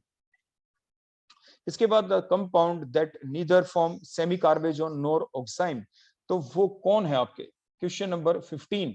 तो क्वेश्चन नंबर 15 के अंदर आपको ये जवाब बताना है बेटा, जल्दी बताएं शाबाश। बेटा इसमें साफ साफ आपको दिख रहा है कि ये सेमी कार्बेजोन ऑक्साइम के साथ जो रिएक्शन चलती है वो आपके एल्डिहाइड या कीटोन होने चाहिए। जैसे first one is the aldehyde methanol, तो ये शो करेगा। Second one CH3CO, CH3 means आपका सब्स्टिट्यूटेड कीटोन है, ये भी शो कर देगा। नेक्स्ट इथेनॉल, ये भी शो कर देगा। लास्ट वन में भी देखो CH3CHO, ये भी शो कर देगा। सिर्फ डी ऑप्शन ऐसी है बेटा, सो आपकी जो करेक्ट ऑप्शन होगी that is the D option, क्योंकि इसके अंदर आपके ये एल्डिहाइड कीटोन नहीं, ये आपके कौन है, सब्स्टिट्यूटेड एमाइड है, these are the substituted amide, और ये क्या शो नहीं करेंगे, they will neither form the semicarbazone nor the oxime, ना ही ये ऑक्साइम बनाएंगे ना ही सेमी कार्बेजोन बनाएंगे। So D is the right option. The compound that undergo the dehydration very easily, जो बड़ी आराम से डिहाइड्रेशन रिएक्शन शो कर देंगे। बताओ बेटा शाबाश कौन है, सारे के सारे अल्कोहल हैं, सभी के अंदर डिहाइड्रेशन रिएक्शन चल सकती है या नहीं चल सकती वो तो अभी आप बताएंगे, लेकिन किस में इजीली चलेगी आप जल्दी से देखिए और बताएं। बेटा जो अल्कोहल है, अल्कोहल के अंदर जो आपने डिहाइड्रेशन रिएक्शन बेटा पढ़ी है, उसका एक बेसिक फैक्ट आप हमेशा माइंड में रखें कि जब भी आप इस रिएक्शन को चलाते हैं तो उस वक्त आप टेम्परेचर 443 केल्विन रखते हैं और आप स्लाइट एसिडिक मीडियम रखते हैं, पहली बात। दूसरी बात, जो इंटरमीडिएट इसके अंदर कार्बोकेटाइन बनना होता है, that is the intermediate carbocation will be formed, intermediate carbocation, ये सेकंड पॉइंट है बेटा। और उसके बाद लास्ट में बेटा आपकी एल्कीन बन जाती है। तो आपको दो बातें ध्यान में क्या रखनी है, आपको ये देखना है किस में इंटरमीडिएट कार्बोकेटाइन सबसे स्टेबल बनेगा। अब ये जानते हैं tertiary carbocation is more stable than secondary than primary, पहली चीज। और फिर एल्कीन जब बने तो वो आपको वो एल्कीन देखनी है विच is the most substituted alkene, क्योंकि फिर आप यहाँ पे सेट जेफ रूल के अनुसार भी उस चीज का जवाब दे सकते हैं कि more the substituted alkene more will be the stability. फिर इसका जवाब कैसे दें, उसका जवाब आप कुछ ऐसे देंगे कि इस कंपाउंड के अंदर ये देखें कहां पे आपको प्राइमरी अल्कोहल दिख रहा है, कहां पे सेकेंडरी, कहां पे टर्शरी, क्योंकि आपको पता है कि जो प्राइमरी अल्कोहल से प्राइमरी कार्बोकेटाइन बनेगा, सेकेंडरी से सेकेंडरी और टर्शरी से टर्शरी कार्बोकेटाइन जनरेट होगा। तो which one is the tertiary alcohol? तो जो भी टर्शरी अल्कोहल होगा उसके अंदर डिहाइड्रेशन रिएक्शन आपकी क्या चलेगी बेटा? इजीली चलेगी। तो जैसे हम स्टार्ट कर देते हैं ए ऑप्शन से ही, देखना बेटा, 2 मिथाइल प्रोपेन 2 ऑल, देखो 1 2 एंड द 3, देखो 1 2 एंड द 3, 2 के ऊपर मिथाइल ग्रुप लगा दिया बेटा, 2 के ऊपर देखो OH लगा दिया हमने, 2 के ऊपर मिथाइल। अगर आप ये देखेंगे बड़े ध्यान से तो वो कार्बन जिसके ऊपर OH, उसी कार्बन के ऊपर देखो 3 अल्काइल ग्रुप है बेटा। तो जब आप इसकी रिएक्शन करते हैं, मैकेनिज्म के थ्रू आप चलते हैं, तो देखो ये दोनों लोन पेयर, देखो ये यहाँ पे दिए, पीछे से इसने ले लिए, तो बेटा जो कार्बोकेटाइन यहाँ पे जनरेट हुआ बेटा वो कौन सा है? That is the tertiary carbocation, tertiary carbocation. तो इसके बाद जो टर्शरी कार्बोकेटाइन जिसमें जनरेट होगा तो वही क्या होगा बेटा? सबसे ज्यादा स्टेबल कार्बोकेटाइन होगा। तो प्राइमरी अल्कोहल से क्या बनेगा? प्राइमरी कार्बोकेटाइन, सेकेंडरी से सेकेंडरी, टर्शरी से tertiary. So the right option will be the A option. हमें और ऑप्शन बेटा देखने की जरूरत ही नहीं है। So the A is the right option. आप देख लेना, प्रैक्टिस कर लेना बेटा आराम से। जैसे और तो आपको दिख रहा है इथाइल अल्कोहल प्राइमरी है, प्रोपाइल अल्कोहल प्राइमरी है, methanol that is the primary alcohol, उसमें तो कार्बन ही एक है, खैर तो 2 कार्बन तो होने ही चाहिए ताकि एल्कीन बन जाए। तो आपकी जो डिहाइड्रेशन रिएक्शन का सवाल ही नहीं उठता ऑप्शन नंबर ई के अंदर, तो क्योंकि वो एक कार्बन वाला अल्कोहल है जिसे आप वुड स्प्लिट भी कहते हैं। आपने पढ़ा होगा ना, methanol CH3OH that is also called as the wood spirit, ऐसे एग्जाम में आपसे पूछा जा सकता है। तो ये चीज आप जरूर ध्यान रखें, जो ब्लाइंडनेस भी क्रिएट कर देता है मिथेनॉल। आपने देखा होगा ध्यान से कि जो इथाइल अल्कोहल की बोतल है उसमें स्मॉल अमाउंट में डाल के रखते हैं ना मिथेनॉल को, स्मॉल अमाउंट में, ताकि उसको डीनेचर्ड अल्कोहल कहा जाता है। इट कॉजेज द ब्लाइंडनेस, ये आप जरूर ध्यान रखेंगे बेटा। उसके बाद सो ए इज द राइट ऑप्शन। अब क्वेश्चन नंबर 17 पे चलते हैं। विच of the following alcohol give the best yield of the di alkyl ether on being heated with the traces of the sulphuric acid? सबसे अच्छा ईथर किस में बनेगा? तो बेटा इसमें ईथर बनाने के लिए जो प्राइमरी अल्कोहल होते हैं दे विल इजीली और rarely form the ether when heated with the concentrated H2SO4।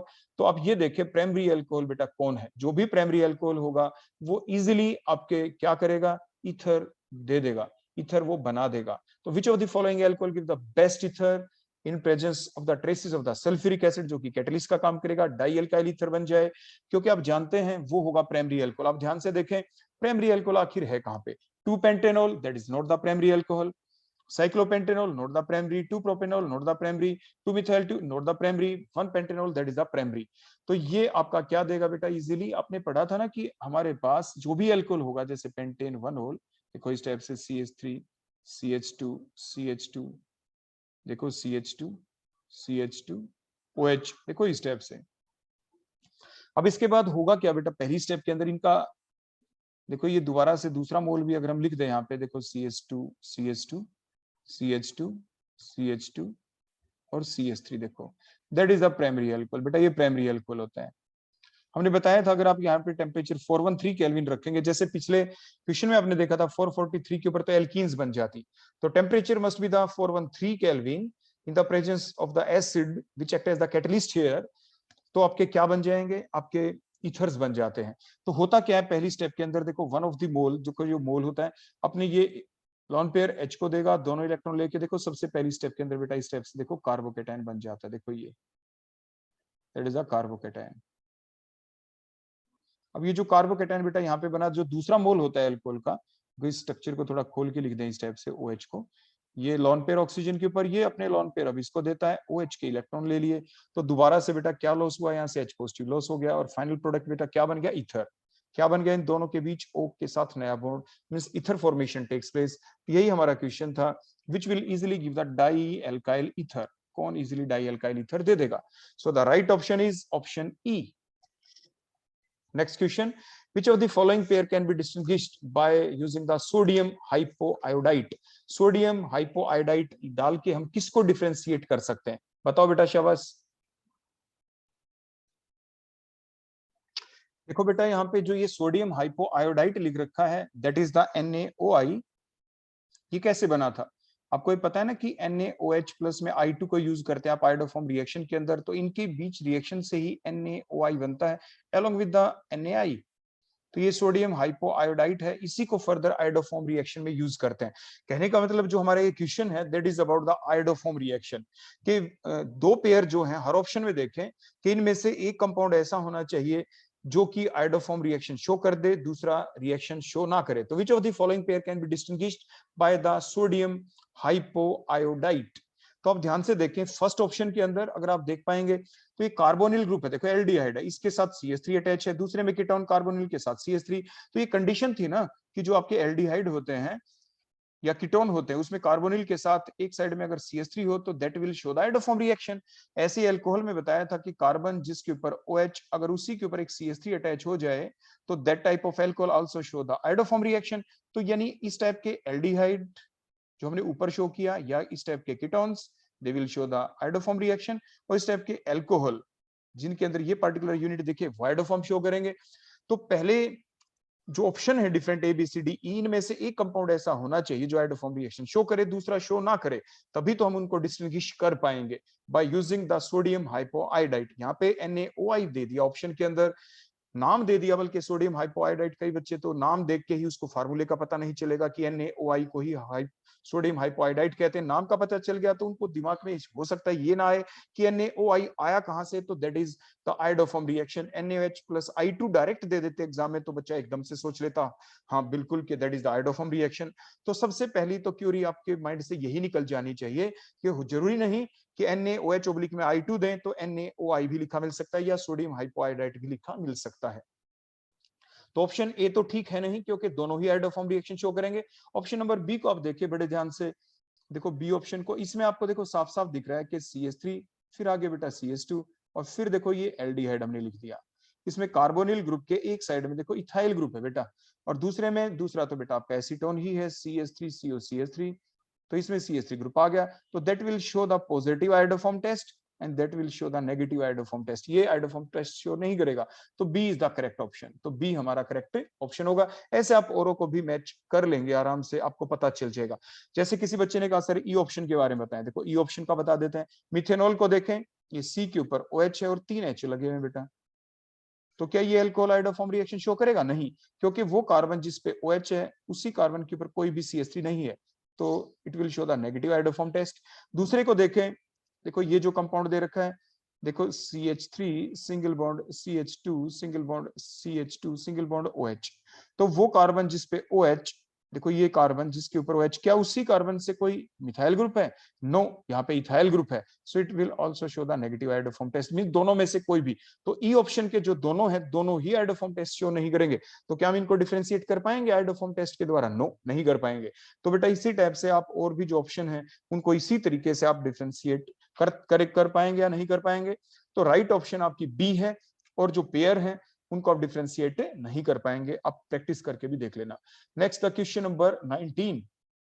Question number 19 है एनिलीनियम हाइड्रोजन सल्फेट। बेटा जो एनिलीनियम हाइड्रोजन सल्फेट होता है ये कैसा कंपाउंड है? देखो बेटा आपने ये सुना है कि बेंजीन के ऊपर अगर हम NH2 ग्रुप लगा दें, देखो इस टाइप से, और इसमें आप अगर कंसंट्रेटेड देखो बेटा H2SO4 डाल देते हैं, तो ये क्या देता है? It will give the H positive ion and the HSO4 negative ion. Nitrogen के ऊपर लोन पेयर, इसने lone pair H positive ion को दे दिए, और इसके बाद जो आपकी बेटा यहाँ पे स्ट्रक्चर बन गई दैट इज द NH3। देखो नाइट्रोजन के ऊपर positive charge, counter ion HSO4 negative आ गया, और उसके बाद ये हमने रिंग बना दिया। What is that? That is the anilinium hydrogen sulphate. ये एनिलीन था, देखो शुरू वाला जो हमने रिएक्टेंट था दैट इज द एनिलीन। अब जो ये बन गया ये वही है जो ऊपर नाम दे रखा है anilinium hydrogen sulphate. It on heating with the sulphuric acid at the temperature of 553 to 473 kelvin, but it give, ये हमें क्या देता है बेटा? ये तो आपने सभी ने पढ़ ही रखा है, एक सल्फोनेशन रिएक्शन थी आपकी। तो सबसे पहले तो क्या होगा यहाँ पे, जो एनिलीनियम हाइड्रोजन सल्फेट है it undergo the isomerisation reaction.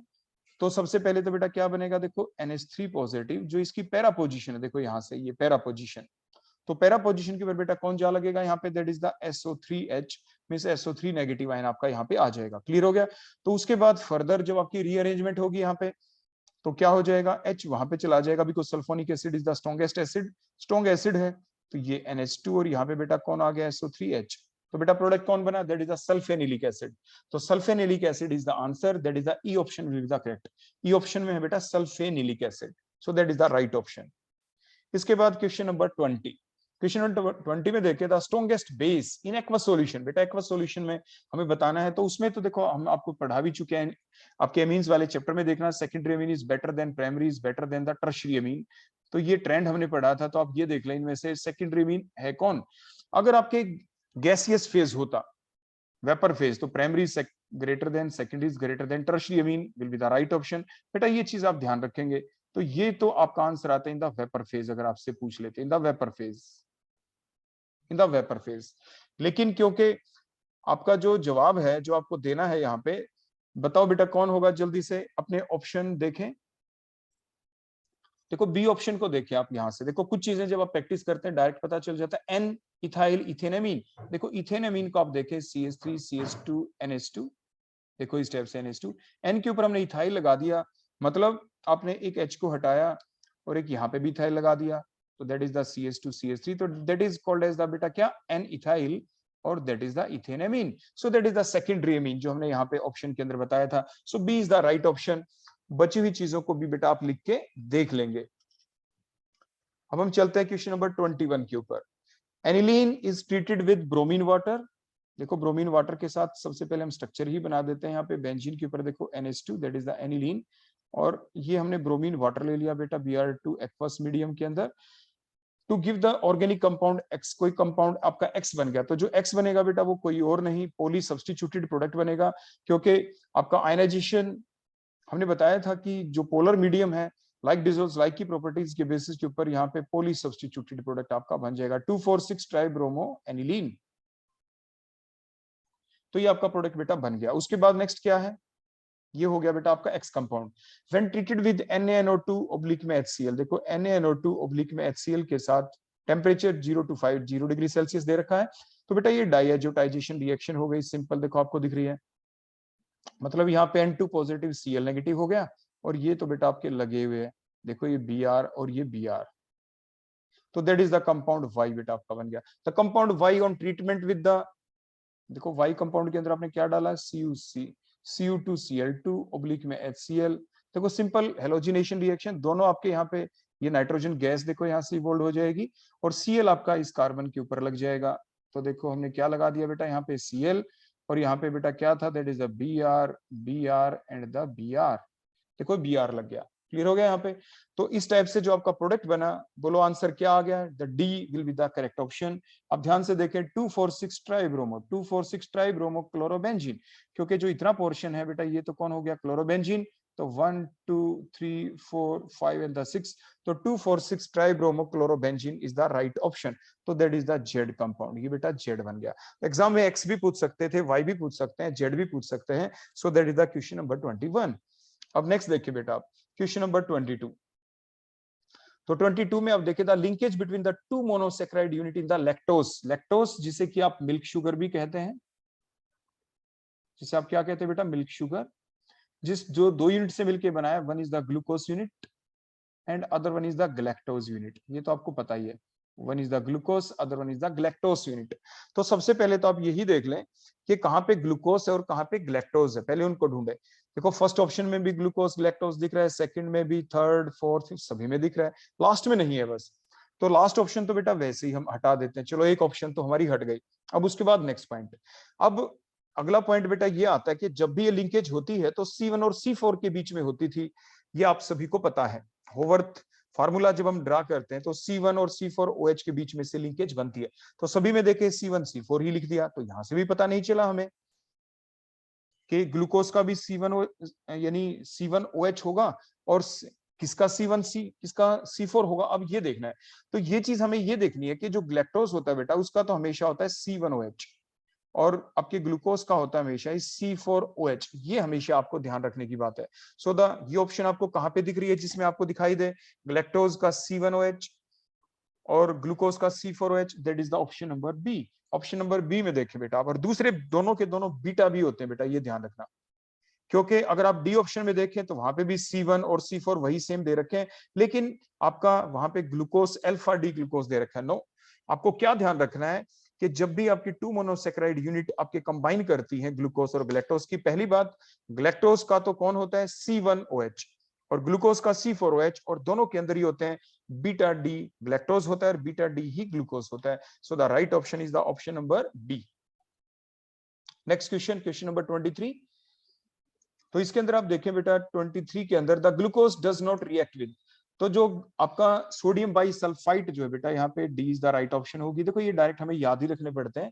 तो जो सोडियम बाई सल्फाइड होता है that is a weak reagent, ये एक वीक रिएजेंट है। वैसे तो एल्डिहाइड ग्रुप के साथ ये रिएक्ट कर जाता है, लेकिन आप जानते हैं ग्लूकोज के बारे में कि ग्लूकोज के अंदर जो ये CHO ग्रुप होता है C1 पोजीशन के ऊपर, देखो ऐसे, देखो इस टाइप से 1 2 3 4 5 और देखो 6 अगर हम बना दें, देखो इस टाइप से, तो आप ये जानते हैं ग्लूकोज के अंदर कि देखो ये सिर्फ और सिर्फ आपकी C3 पोजीशन ऐसी होती है जिसमें OH आपके लेफ्ट हैंड साइड में होता है, otherwise on all other position the OH on the right hand side.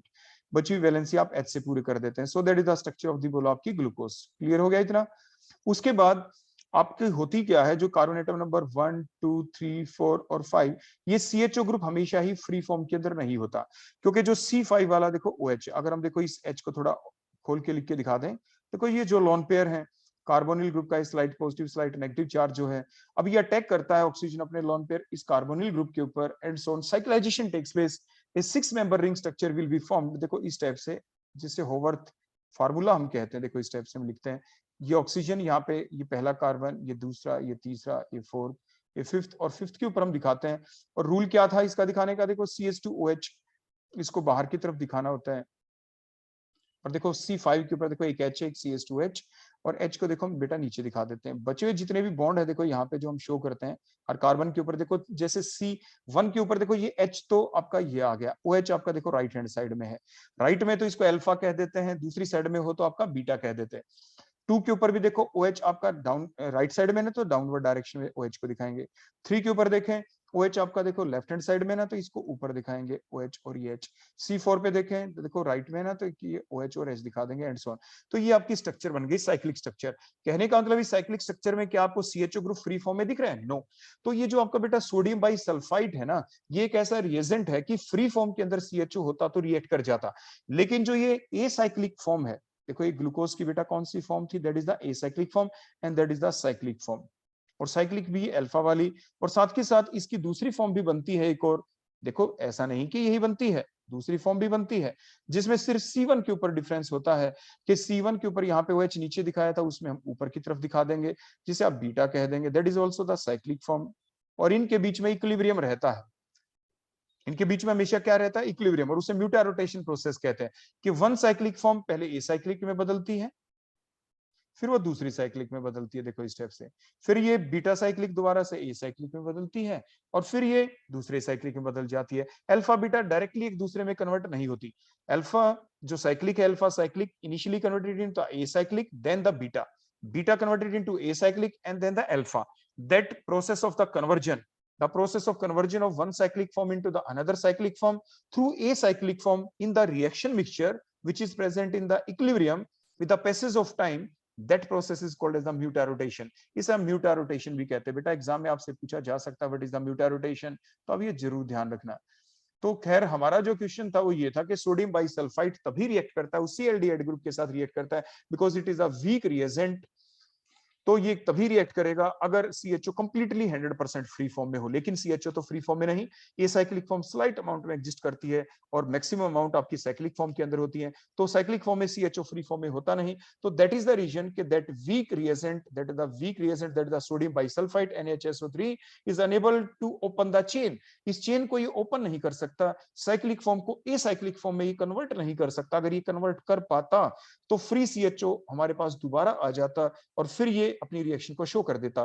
तो मींस जो ये NaHSO3 है, it has no tendency to acyclise that the cyclic form of the glucose alpha और beta, जो cyclic form इसको acyclic form के अंदर convert नहीं कर सकता, and thus it can not react with the glucose, इसलिए ग्लूकोज के साथ ये रिएक्ट नहीं करता। So this explain the inability of the glucose to form the aldehyde bisulphide compound. जो व्हाइट पीपीटी बनने होते हैं ग्लूकोज के, सोडियम बाइसल्फाइड के साथ बन जाने चाहिए, रिएक्शन कर जानी चाहिए, क्योंकि एल्डिहाइड कीटोन तो सोडियम बाइसल्फाइड के साथ रिएक्ट करते हैं, लेकिन ये तो नहीं करता।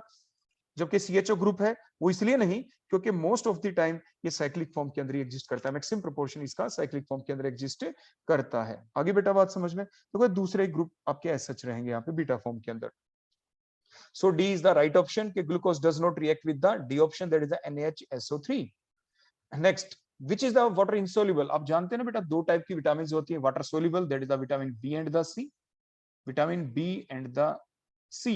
B भी कई टाइप की होती है, out of these the vitamin B12 को छोड़कर, और जो और सारी विटामिन हैं आपकी vitamin A, D, E, K, these are the fat soluble vitamin. These are the fat soluble vitamin. तो अब ये बताएं the vitamin that is not soluble in water is, बोलो वो कौन सी होगी? 24 का answer E, that is the D. Vitamin D आपकी वाटर सोल्यूबल विटामिन नहीं. हमने अभी आपको बताया कि A, D, E, K, these are not water soluble vitamin. ये वाटर सोल्यूबल विटामिन नहीं है A, D, E, K. Clear हो गया? और विटामिन बी और सी क्या होती है बेटा? वाटर सोल्यूबल विटामिन होती है. विटामिन B12 को आप क्या कहते हैं? साइनोकोबाल अमीन, क्योंकि इसमें जो एलिमेंट होता है, काफी बार एग्जाम में आपसे ये क्वेश्चन पूछा गया विटामिन के ऊपर, वो कौन सा विटामिन है जिसके अंदर आपका कोबाल्ट होता है? तो विटामिन B12 साइनोकोबाल अमीन इसे कहते हैं. क्लियर हो गया इतना? विटामिन सी को जैसे एस्कॉर्बिक एसिड कहते हैं, क्योंकि ये विटामिन सी जो आपके खट्टे पदार्थ होते हैं उसके अंदर मिलता है, लेमन के अंदर, उसके अंदर, तो ये जो आपकी स्कर्वी डिजीज उससे बचाता है आपका विटामिन सी हमें. विटामिन डी को जैसे आप सनशाइन विटामिन कहते हैं. ब्लड क्लोटिंग से जो हमें बचाता है दैट इज द विटामिन के, यानी ब्लड क्लोटिंग के लिए जो यानी मेंटेन रखता है. मान लीजिए कट लग गया, खून बहने लग गया, तो जो ब्लड क्लोटिंग करवा दे दैट इज द विटामिन के. तो इस टाइप से बेटा ये कुछ कुछ बेसिक क्वेश्चन आपसे एग्जाम में पूछे जा सकते हैं, तो ये आप ध्यान रखना. Excess nitrate in drinking water can cause, बोलो एक्सेस अगर आप नाइट्रेट ले लेंगे तो क्या हो जाएगा? अगर ले लेंगे तो बेटा बताओ शाबाश जल्दी से. That is the methaemoglobinaemia disease हो जाएगी. इसमें होता क्या है? Means the excess concentration of the nitrate in the drinking water is harmful and it is cause the methaemoglobinaemia, means blue baby syndrome कहते हैं आप इसे. बेटा क्या कहते हैं इसे? इसे आप कहते हैं ब्लू बेबी सिंड्रोम. तो ये डिजीज हो जाती है, तो ये आप जरूर ध्यान रखेंगे. That is the question number 25. Question number 26, ये भी बेटा आपको ध्यान ही रखना पड़ता है. ड्रग्स के नाम. Terfenadine is commonly used as an, ये कैसे यूज किया जाता है? That is option number B, means it is an antihistamine. तो ये एक एंटीहिस्टामिन ड्रग है, ये आप जरूर ध्यान रखेंगे. उसके बाद बेटा क्वेश्चन नंबर 27. क्वेश्चन नंबर 27 में आप देखें for Balmer series. Balmer series कौन होती है? First is the Lyman series. Balmer series means electron कहीं से भी आए. देखो बीच में न्यूक्लियस, ये पहली शेल, ये second shell, n is equal to 2. Means electron कहीं से भी आए, किसी भी शेल में आए, लेकिन वो सेकंड शेल में आ जाएं, तो जो सीरीज ऑफ लाइन हमें मिलती है वो आपकी बाल्मर सीरीज कहलाती है. और जो रेडिएशन जब ये आते हैं ऊपर से कहीं से भी, जो एनर्जी रिलीज होती है that corresponds to the IR region, that corresponds to the IR region of the electromagnetic spectrum. तो जो आपकी बाल्मर सीरीज होती है ये आपकी IR रीजन के अंदर हम इनको स्टडी करते हैं, और कहीं से भी इलेक्ट्रॉन आए. अब आगे हम क्वेश्चन देखते हैं, अभी तक हमने सिर्फ इतना पढ़ा बाल्मर सीरीज, तो इतनी इंफॉर्मेशन आपको दे दी. So for the Balmer series in the spectrum of the atomic hydrogen the wave number of each of the line. देखो ये फार्मूला सिंपल आप जानते हैं. RH आपके Rydberg constant, n1 n2 integer. Which of the following statement are correct? कौन सी statement यहाँ पे करेक्ट है?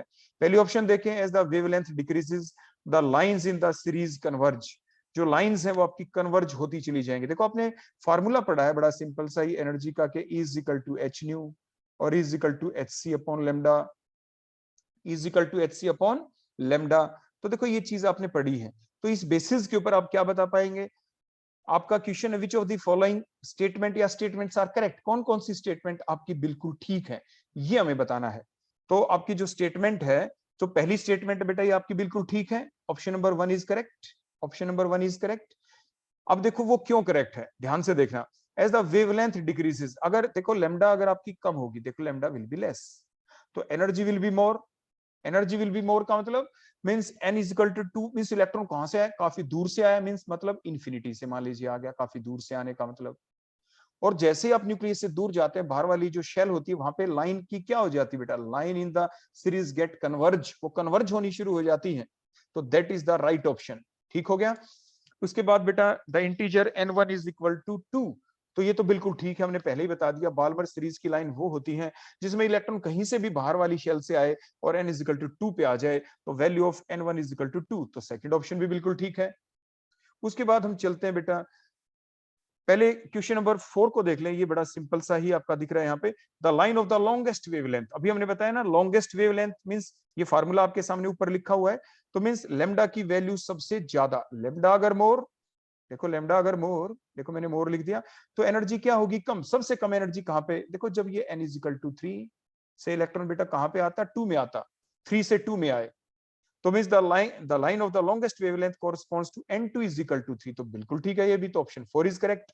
तो 1 भी करेक्ट, 2 भी करेक्ट, 4 भी करेक्ट, तो ये कहां पे दिख रहा है, ऑप्शन सी इज करेक्ट। देखो अब हम 3 को भी देख लेते हैं।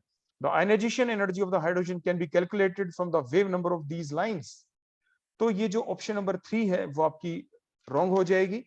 तो means the ionisation energy of the hydrogen जब भी हमें देखनी हो तो from the wave number of these lines से हमें पता नहीं चलता, वो हमें कैसे पता चलता है, वो हमें पता चलता है कब, आयनाइजेशन एनर्जी का मतलब क्या होता है, आयनाइजेशन एनर्जी का मतलब होता है कि वैलेंस शेल का इलेक्ट्रॉन क्या हो जाए, लॉस्ट हो जाए, मतलब हाइड्रोजन के अंदर वैलेंस शेल कौन सी, n इक्वल टू 1 होती है, वो तो वहां से इलेक्ट्रॉन कहां पे चला जाए, इन्फिनिटी तक चला जाए, तब उसको आयनाइजेशन एनर्जी कहा जाता है। So C is our right option, means option 1, 2 and 4 are the correct option, correct statement. अब हम क्वेश्चन नंबर 28 पे चलें। Which one of the following set of the compound correctly illustrate the law of the reciprocal proportion, देखो आपके एक law of multiple proportion आपने पढ़ा था, मल्टीपल प्रोपोर्शन, एक आपने लॉ ऑफ रेसिप्रोकल प्रोपोर्शन आपने पढ़ा था, तो मींस वो आखिरी स्टेटमेंट क्या थी, पहले थोड़ा आपको बता दें। देखो एक था law of multiple proportion, that is the law which is given by the J Dalton, और इसने क्या कहा, when the fixed mass of the one element, for example C ले लें आप, ध्यान से देखना, when the fixed mass of the one element, ये इसलिए बता रहे हैं, अब की बार तो देखो क्वेश्चन में पूछा है रेसिप्रोकल प्रोपोर्शन, हम पहले मल्टीपल प्रोपोर्शन इसलिए बता रहे हैं, क्या पता कभी किसी और एग्जाम में मल्टीपल प्रोपोर्शन आ जाए, फिर उसके बाद रेसिप्रोकल प्रोपोर्शन भी आपको बताएंगे। तो when the fixed mass of one element, for example हमने कार्बन ले लिया, it combine with the different masses of the two element, for example ये O के साथ मिल जाए तो CO बना दे, डिफरेंट मास लेना है, दूसरे 2O ले ले तो बेटा क्या बन जाएगा, CO2 मिल जाएगा। तो देखो C का मास तो हमने बेटा क्या कर दिया, फिक्स्ड, और O के मास डिफरेंट लिए, यहाँ पे एक O है, यहाँ पे 2 O है, then the ratio in between the several weight of the second element will be the simple whole number ratio। ये O का मास बेटा 16 ग्राम, यहाँ पे 32 ग्राम, तो बेटा बाय मास भी देखेंगे तो रेशियो क्या होगी बेटा 1:2, और एटम्स की भी देखते हैं तो बेटा रेशियो क्या होती है 1:2, so that is a simple whole number ratio, that is the statement when fixed mass of one element, that is a carbon here, combined with the another element with their different masses, that is another element here is the oxygen, उनके मास भी different, एक oxygen लेते हैं तो CO बनता है, दो oxygen लिए तो CO2, मींस O का मास डिफरेंट है दोनों कंपाउंड के अंदर, then the ratio of the second element means oxygen की रेशियो देखनी है अब इन डिफरेंट कंपाउंड जो बने CO CO2 के अंदर, so the ratio of the oxygen in the different compound will be the simple whole number ratio, 1:2 is the simple whole number ratio. Clear हो गया बेटा, तो that is the law of multiple proportion. Next one is the law of reciprocal proportion. अब देखो बेटा reciprocal proportion का क्या मतलब है, यहाँ पे रेसिप्रोकल प्रोपोर्शन का मतलब ये है, बड़े ध्यान से देखना, आपके पास फॉर एग्जांपल 2 एलिमेंट है, तो मीन स्टेटमेंट ये दी किसने थी, this law was given in 1792 and it states that the ratio of the weight, कब कब, when the two different element combine with each other, for example carbon and the sulfur, when they combine with each other they give the CS2, means ratio क्या रही carbon और sulphur के बीच की, that is 1:2, 1:2, ये आप कहेंगे दूसरे शब्दों में, यानी कार्बन का 12 है मास और इसका वो तो क्या है सल्फर का 32 जा 64, 12:64। क्लियर हो गया, दोनों तरीके से आपको करके दिखा देंगे। और दूसरी बात, when they combine with each other तो रेशियो 1:2 हो गई, and when they combine separately with the fixed mass of the third element, मतलब कार्बन सल्फर, कार्बन मिला fixed mass of the element means O2 के साथ तो CO2 बना, ये भी O2 के साथ means fixed mass of the second element मतलब क्या बना SO2 बना। तो यहाँ पे अगर आप रेशियो देखते हैं इनकी कार्बन और सल्फर की, यहाँ पे एक कार्बन है एक सल्फर है, तो कार्बन और सल्फर की यहाँ पे रेशियो देखें तो बेटा क्या है 1:1, तो ओवरऑल रेशियो इज 2:1 आ गई। देखो 1:1 कॉमन है, तो इनके बीच की बेटा जो रेशियो होगी कार्बन और सल्फर की, और जो रेशियो है कब कब, when they react with each other, और कब, when they react with the fixed mass of the other element, तो that ratio will be the simple whole number ratio 1:2, 1:1. तो 2 LCM ले लेंगे तो बेटा क्या आ जाएगा, that is 1:2. that is the simple whole number ratio. Clear हो गया, that is the law of reciprocal proportion. तो इसी टाइप से बेटा अब हम गिवन एग्जांपल के अंदर जितनी भी ऑप्शंस दे रखी हैं उनको हम पढ़ते हैं और फिर देखो इस क्वेश्चन का जवाब आपको फिर से इसी टाइप से समझाते हैं। वेट के बेसिस के ऊपर भी आप देख लेते हैं। उसके बाद देखो क्वेश्चन नंबर 28 को अगर आप देखेंगे यहाँ पे, तो अब आपके डिफरेंट देखो ऑप्शन यहाँ पे दे रखी हैं, तो बड़े ध्यान से इनको देखें। तो इसमें आप ऑप्शन नंबर ए को देखें बेटा, यहाँ पे ऑप्शन नंबर ए को, तो इसमें आपको क्या दिख रहा है, दो एलिमेंट जब आपस में कंबाइन कर जाएं, देखो आपका एक तो हो गया बेटा फास्फोरस, एक आपका हो गया बेटा, इसमें 3 एलिमेंट है, दूसरा है आपका हाइड्रोजन। तो देखो एक तो बन गया PO के साथ कंबाइन किया तो देखो क्या बन गया, P2O3, देखो P2O3 बन गया यहाँ पे, मींस फास्फोरस 2 हो गए और ऑक्सीजन आपके कितने हो गए, दैट इज द 3, P2O3 बन गया। और इसी टाइप से जब ऑक्सीजन, जब हाइड्रोजन ले लेते हैं बेटा, सेकंड एलिमेंट हाइड्रोजन, हाइड्रोजन जब ऑक्सीजन के साथ मिलता है, देखो ये O2 हमने ले लिया, तो बेटा कंपाउंड क्या बना, that is the H2O, that is the H2O, H2O बेटा आपका बन गया यहाँ पे। तो हमारी स्टेटमेंट क्या थी, the ratio of the weight of the two element when they combine with each other. अब देखो फास्फोरस और हाइड्रोजन देखो आपस में कंबाइन करके P और H, when they combine with each other, देखो PH3 बन गया। तो when these two element, that the phosphorus and hydrogen, when they combine with each other, they give the PH3. तो means उस वक्त इनके बीच की रेशो क्या है, that is the ये phosphorus divided by hydrogen means इनकी ratio that is the 1/3। Clear हो गया। अब यहाँ पे हम देखते हैं, देखो बड़े ध्यान से देखना इनके बीच की ratio, when they combine with a fixed mass, fixed mass बेटा कैसे करें, देखो इसको तो आप 3 से मल्टीप्लाई कर दें, इसको आप 2 से मल्टीप्लाई कर दें, इसको 2 से करेंगे, इसको 3 से, तो इसको भी बेटा 3 से कर दें, इसको आप 2 से कर दें बेटा, देखो इस टाइप से। तो अब देखो ये कंप्लीट हो जाएगा ना हमारा काम, पूरे को 2 से कर दिया, उसको 3 से कर दिया। अब 2 से किया तो ये भी 2 से कर दें बेटा, ये 3 से किया तो बेटा ये भी 3 से कर दो। अब आप बड़े ध्यान से देखें, हमने कॉमन इक्वल ले लिए हैं आपके जो फैक्टर हैं जितने भी, देखो फिक्स्ड मास ऑक्सीजन बेटा कितने हो गए, 3 2 जा 6, 3 2 जा 6। तो ये हमने कहा था when they combine with each other and combine separately with the fixed mass of the third element, fixed mass of the third element. जो थर्ड एलिमेंट है वो ऑक्सीजन है बेटा, यहाँ पे थर्ड एलिमेंट बेटा कौन है, यहाँ पे ऑक्सीजन, उसका मास देखो हमने फिक्स कर दिया इस रिएक्शन के अंदर। और फिर ये यहाँ पे 2P2O3 बन गया, यहाँ पे 3H2O बन गया। क्लियर हो गया। अब देखें यहाँ पे फास्फोरस और हाइड्रोजन के बीच की ratio when they combine with each other, देखो तो 1:3 है, और अब कंबाइन किया तो अब बताओ रेशो क्या है P और H के बीच की।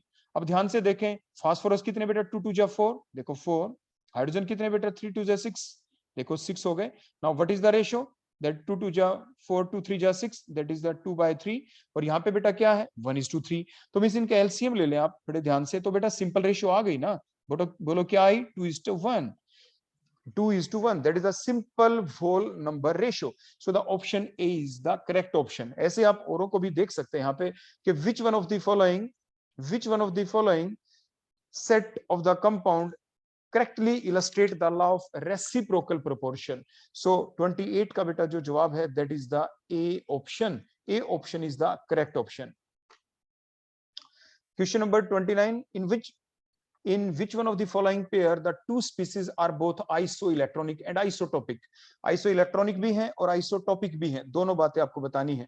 तो ऑप्शन नंबर आप बी को देखें बेटा, ऑप्शन नंबर बी को अगर आप देखेंगे बड़े ध्यान से, देखो K पॉजिटिव है, what represent K positive, K positive होने का मतलब they have the same number of the electrons, तो they are the isoelectronic species, और they have the same atomic number but different mass number, so they are the isotopic, इसलिए ये isotopes भी हैं। क्योंकि देखो एटॉमिक नंबर तो 19, atomic number देखो 19, तो आइसोटोप्स भी आपके ये हो गए। क्लियर हो गया बेटा, यहाँ पे आगे बात समझ में।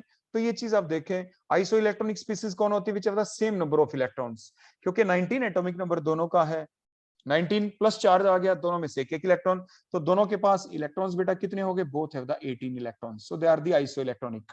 और दोनों के अंदर क्या है, same atomic number but different mass number, so they are the isotopic. They are the isotopes. So B option is the correct option, और किसी में ऐसा नहीं है। तो ये आप देख सकते हैं बड़े आराम से, आप मैच कर लेना दोनों बातें। आइसो इलेक्ट्रॉनिक स्पीसीज की डेफिनेशन आपको पता होनी चाहिए, आइसोटॉप्स की डेफिनेशन आपको पता होनी चाहिए। क्वेश्चन नंबर 30, क्वेश्चन नंबर 30 को आप बड़े ध्यान से देखें और जल्दी से बेटा सोल्व कर लें आप, फिर आप मेरे साथ बताएंगे। हाँ जी बेटा, तो अब देखें इसको। अब हम रिएक्शन को बेटा बैलेंस करके लिखते हैं। सबसे पहले देखो N2 plus H2 will give rise to ammonia. Balance करें, देखो यहाँ पे हमने 2 लिख दिया, 2 नाइट्रोजन है, हाइड्रोजन 6 हो गए तो हमने ये 3 लिख दिया, तो that is the balance reaction. अब हमारी रिएक्शन बेटा बैलेंस हो चुकी है। तो ये जो बैलेंस रिएक्शन है, तो इसमें आपको क्या दिखाई दिया, देखो 1 मोल तो नाइट्रोजन के हैं, 3 मोल्स हाइड्रोजन के हैं, और 2 मोल्स देखो आपके किस चीज के बेटा, अमोनिया के। अब क्योंकि मास दे रखा है, तो 1 मोल का मतलब बेटा यहाँ पे क्या होगा, नाइट्रोजन को आप जानते हैं ना, ऐसे लिखते हैं नाइट्रोजन 714, हाइड्रोजन का 1 1 करके लिखते हैं, तो 14 2 28 ग्राम, 1 मोल का मतलब 28 ग्राम। 3 मल्टीप्लाइड बाय हाइड्रोजन का 1 ग्राम H2 मींस आपका कितना हो गया बेटा 2 ग्राम, तो बेटा कितना हो जाएगा 3 मोल से टोटल 6 ग्राम। यहाँ पे 2 मल्टीप्लाइड बाय, क्योंकि 2 मोल्स हैं तो 14 प्लस में 3, तो 17 टू जा 34 ग्राम बेटा। ये हमने बैलेंस का लिखा है, balance. So that is according to the balance equation, that is according to the बेटा क्या, बैलेंस्ड। उसके बाद हम देखते हैं गिवन क्या है हमारे लिए। गिवन किलोग्राम की फॉर्म में है, तो 20 kg नाइट्रोजन, 20 kg बेटा, तो 20 kg को आप ग्राम में बदल दें, देखो 3 जीरो आगे नहीं लगा दी, 20,000 ग्राम हमने लिख दिया, 20,000 ग्राम। 3 kg हाइड्रोजन मतलब 3000 ग्राम हमने लिख दिया। हमें ये बताना है बेटा अमोनिया कितनी बनेगी अगर ये रिएक्ट करे। तो सबसे पहले बेटा हमें पता लगाना होता है लिमिटिंग रिएजेंट के बारे में। विच is the limiting reagent? Limiting reagent is the substance which get completely consumed up during the reaction, that is called as the limiting reagent। तो लिमिटिंग रिएजेंट का कैसे पता लगाएं? Given mass by molar mass. Given mass बेटा कितना है, देखो ये रहा 20,000। देखो यहाँ पे देखें हाइड्रोजन का बाय मोलर मास बोलो कितना है इसका, यानी बैलेंस रिएक्शन के अकॉर्डिंग देखो 28। गिवन मास हाइड्रोजन का देखें 3000 डिवाइड बाय बेटा कितना आएगा 6। अब ये देखें छोटी वैल्यू किसकी आ गई, बड़े ध्यान से देखें। तो यहां से जब आपने किया 6, ये तो 500 आएगा बेटा, देखो 500। यहाँ पे कितना आ जाएगा 28 को जब आप इससे करेंगे तो बेटा किसका आएगा, जल्दी बताओ कौन सी वैल्यू छोटी आएगी। देखो वैसे क्लियर कट आपको दिख रहा है, अगर मान लीजिए 30 भी होता, मान लीजिए रफली कर रहे हैं, मान लीजिए 30 होता, ऊपर 21,000 होता, तो 7,000 आपका आ जाता। सो that is the big value, ये बड़ी वैल्यू है, और ये आपकी बेटा स्मॉल वैल्यू है, ठीक है ना। इसके लेस नंबर ऑफ मोल्स है, तो जिसके लेस नंबर ऑफ मोल्स होंगे वही तो कंप्लीटली कंज्यूम अप हो जाएगा। So which is the limiting reagent? Hydrogen is the limiting reagent बेटा, यहाँ पे hydrogen is the limiting reagent. तो अब आप फर्दर कैलकुलेशन हाइड्रोजन की हेल्प से ही करेंगे, not with the help of the nitrogen. तो आपकी बैलेंस रिएक्शन क्या कहती है? बैलेंस रिएक्शन ये कहती है हाइड्रोजन की हेल्प से कि 6 gram hydrogen on reaction with nitrogen will produce, बोलो how much ammonia, that is the 34 gram ammonia. देखो ये बैलेंस रिएक्शन कहती है। हमने हाइड्रोजन से ही क्यों स्टार्ट किया ऐसा, नाइट्रोजन से क्यों नहीं? इसीलिए तो हमने पहले लिमिटिंग रिएजेंट निकाला था, क्योंकि लिमिटिंग रिएजेंट जितना है, क्योंकि वही तो कंप्लीटली कंज्यूम होगा, उसी के बेसिस के ऊपर ही तो आपका प्रोडक्ट बनेगा। तो 1 gram of the hydrogen on reaction will give, बोलो क्या, 34 डिवाइडेड बाय 6। और हाइड्रोजन गिवन कितना था, that is 3000 gram of hydrogen on reaction with, तो आप 3000 से देखो आपने ये कर दिया, तो 6 5 जा, ये 500 आ गया, तो 2 जीरो तो ये हो गई, 5 4 जा 20, 2 5 3 जा 15 और 2 17, 17,000 ग्राम मीन 17 kg। तो 17 kg। तो जो क्वेश्चन नंबर 30 है उसका A option will be the correct option. A option बेटा आपकी क्या हो गई, करेक्ट ऑप्शन। आगे बेटा बात समझ में। तो मोल कॉन्सेप्ट के क्वेश्चनों में ये चीज आप जरूर ध्यान रखें, सबसे पहले लिमिटिंग रिएजेंट को निकालना जरूरी है। लिमिटिंग रिएजेंट कैसे निकालते हैं? Given by molar, given by balanced. तो गिवन देखो ये 20,003 ये गिवन चीजें थी, डिवाइडेड बाय बोलो क्या, बैलेंस्ड। तो बैलेंस भी हमने जो भी चीजें थी उनको मास में ही कन्वर्ट कर लिया था। तो इस टाइप से आप लिमिटिंग रिएजेंट का पता लगा लेते हैं, जिसकी वैल्यू छोटी हो वो यूज अप हो जाएगा कंप्लीटली। अब question number 31, the covalent bond length is the shortest in which one of the following bond? किसमें सबसे छोटा बॉन्ड आपको दिख रहा है, बताओ बेटा शाबाश जल्दी से। बेटा यहाँ पे ये चीज ध्यान रखें इस क्वेश्चन के अंदर कि वैसे तो अगर आप देखेंगे तो ये आप जानते हैं कि द केमिकल बॉन्ड की डेफिनेशन के बेसिस के ऊपर के the force of attraction which binds the atom together is called as the bond. Means जब दो एटम एक दूसरे से काफी दूर थे तो मींस कोई बॉन्ड ही नहीं बना था। When these two atom approaches each other, एक दूसरे के देखो ऐसे नजदीक आते हैं तो नजदीक आते ही क्या हो जाएगा, बॉन्ड फॉर्मेशन टेक्स प्लेस, लेकिन that is a longer bond. Means अगर एक बॉन्ड और बन जाए इन्हीं एटम के बीच, atoms much more closer to each other, means double bond आने से बॉन्ड लेंथ और छोटी हो जाएगी, एक बॉन्ड और बन जाए तो और छोटी। तो उस बेसिस के ऊपर अगर आप सोचेंगे तो आप ये सोच रहे होंगे कि जो ट्रिपल बॉन्ड है उनकी बॉन्ड लेंथ सबसे छोटी होनी चाहिए। बात भी आपकी बिल्कुल ठीक है, लेकिन साथ के साथ एक चीज और यहाँ पे ध्यान रखने की है, वो तभी है जब हम सेम पीरियड वाले एलिमेंट की बात कर रहे हो। अगर आप इन सभी गिवन एलिमेंट में देखें, देखो डिफरेंट ऑप्शन में देखें, जैसे एच है, for example H that is the first period element. आपका जो पीरियोडिक टेबल के अंदर देखो जो फर्स्ट पीरियड है दैट इज द एच। फिर उसके बाद बेटा आप सेकंड पीरियड में चलते हैं, तो जब आप सेकंड पीरियड में चले तो कौन आएगा बेटा यहाँ पे, पहले यहाँ पे कार्बन, ग्रुप 14 के अंदर अगर आप देखेंगे, फिर ग्रुप 15 में अगर आप देखेंगे तो नाइट्रोजन, ग्रुप 16 में आप देखेंगे तो ऑक्सीजन। देखो इस टाइप से, क्योंकि जो आपकी डी ऑप्शन है उसमें आपको क्या दिख रहा है कि सिर्फ एच प्रेजेंट है उसके अंदर, और with the smallest atom carbon, nitrogen और ऑक्सीजन में से, तो इसलिए right option will be the D option. The covalent bond length is the shortest in which of the following bonds, OH bond, because O is the smallest atom here, और oxygen के साथ attach है वो भी carbon, nitrogen, oxygen में से छोटा है, लेकिन इसके बाद सबसे छोटा तो बेटा OH हो गया। क्लियर हो गया। उसके बाद कौन होगा, उसके बाद फर्दर आप देखें, कार्बन ऑक्सीजन के बीच आपका दिख रहा है डबल ट्रिपल, कहीं नहीं, कार्बन नाइट्रोजन के बीच, तो उसके बाद बेटा कार्बन नाइट्रोजन के बीच वाला छोटा बॉन्ड होगा, तो सबसे छोटा बॉन्ड तो बेटा कौन सा हो गया, OH। ठीक है, उसके बाद उससे थोड़ा बड़ा कौन हो गया, C ट्रिपल बॉन्ड N। देखो C और ये N, क्योंकि N छोटे साइज का एटम लिया, N से थोड़ा सा बड़े साइज का एटम देखो कार्बन ले लिया, तो ये बॉन्ड लेंथ क्या होगी, थोड़ी सी इससे बड़ी। देखो OH की सबसे छोटी, देखो सबसे छोटी दिखा देते हैं, उससे थोड़ी बड़ी C ट्रिपल बॉन्ड N, उससे और थोड़ी बड़ी C ट्रिपल बॉन्ड C, उससे भी थोड़ी बड़ी देखें, अब देखो CO है और CC है, CO ले लें और एक CC ले लें, तो CC तो बड़े साइज के एटम हो गए, तो उससे थोड़ी बड़ी बेटा किसकी आएगी, CO, और सबसे बड़ी बेटा किसकी आएगी, CC। So that is the order. तो सबसे बड़ी बॉन्ड लेंथ ये लॉन्गेस्ट बॉन्ड लेंथ है, longest bond length, longest bond है, और यहाँ पे बेटा ये शॉर्टेस्ट बॉन्ड है, यहाँ पे that is the shortest bond. Clear हो गया। तो इस टाइप से हो सकता है ऑर्डर भी आपसे पूछ लेते, तो हमने ऑर्डर भी आपको कंप्लीट बता दिया है। सबसे छोटा बॉन्ड OH, सबसे लंबा बॉन्ड CC बॉन्ड। अब इसके बाद है बेटा क्वेश्चन नंबर 32।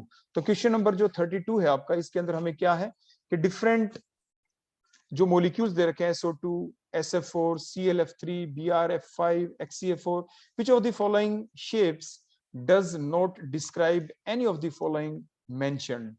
इनमें से किसको के बारे में वो इंफॉर्मेशन नहीं देती, बताओ बेटा शाबाश जल्दी से। अब आप ध्यान से देखेंगे बेटा, यहाँ पे जो SO2 है, SO2 की शेप कैसी होगी, देखो एक सल्फर है, ग्रुप नंबर 16 एलिमेंट है बेटा, ये ध्यान रखें, sulphur is a group 16। Oxygen के साथ बॉन्ड बनाया, देखो ये दो लॉन पेयर, देखो 1 2 3 4 इलेक्ट्रॉन तो यूज हो गए, एक इलेक्ट्रॉन ही बचा, SO2, that is the shape of the SO2। 1 2 3 4 5 6 पूरे इलेक्ट्रॉन हो गए ना बेटा use, that is the bent shape, that is the bent shape. तो आपकी ये बिल्कुल ठीक है, बेंट यानी SO2 बेटा ये सीक्वेंस में, ये ध्यान रखें। उसके बाद SF4, SF4 की बेटा सीसा शेप होती है। सीसा शेप कैसी होती है, देखो सीसा शेप कुछ इस टाइप से होती है, देखो सल्फर, SF4 की अगर आप बनाएं तो 4 सल्फर होंगे बेटा ना, एक सल्फर 4 फ्लोरीन, देखो ये, और एक बेटा देखो लॉन पेयर हो गया, देखो इस टाइप से। क्लियर हो गया। तो सीसा शेप, तो सीसा शेप आपकी कैसी बनी, इसको देखो थोड़ा ऐसे लिख देते हैं, ये तो आपका लॉन पेयर हो गया, ये देखो फ्लोरीन हो गई, और एक फ्लोरीन, ये दूसरी fluorine, so that is called as the seesaw shape, that is called as the बेटा क्या, सीसा। जो बच्चे झूलते हैं ना सीसा के ऊपर, तो ये ऊपर नीचे देखो ये जाएंगे, आपके बच्चे ऊपर नीचे जाते हैं, that is the seesaw shape of the SF4। उसके बाद बेटा नेक्स्ट आ जाता है ClF3। ClF3 की टी शेप होती है बेटा, ClF3 की शेप होती है टी शेप। Cl और F देखो 1 2 3 ये आपके F आ गए बेटा, क्लियर हो गया। उसके बाद आपके ये लॉन पेयर हो गया बेटा 1, ये second lone pair, total 7 electron आ गए, ग्रुप 17 एलिमेंट आपका क्लोरीन। तो that is the shape ClF3 की शेप। तो ClF3 की शेप बेटा कैसी होती है, that is the T shape. ClF3 की शेप कैसी होती है, that is the T shape. ठीक हो गया। तो टी शेप भी आपको कहीं पे दिख रही है, इसके अंदर आप देखते चले जाना। SO2 की शेप देखो ये दिख गई, बैंड शेप। उसके बाद SF4 की सीसा शेप दिख रही है, देखो ये भी दिख गई बेटा। उसके बाद देखो ClF3 की टी शेप दिख गई, देखो ये भी दिख गई। उसके बाद देखो आगे चलते हैं, BrF5 की शेप अगर आप देखेंगे तो that there the square pyramidal. BrF5 BR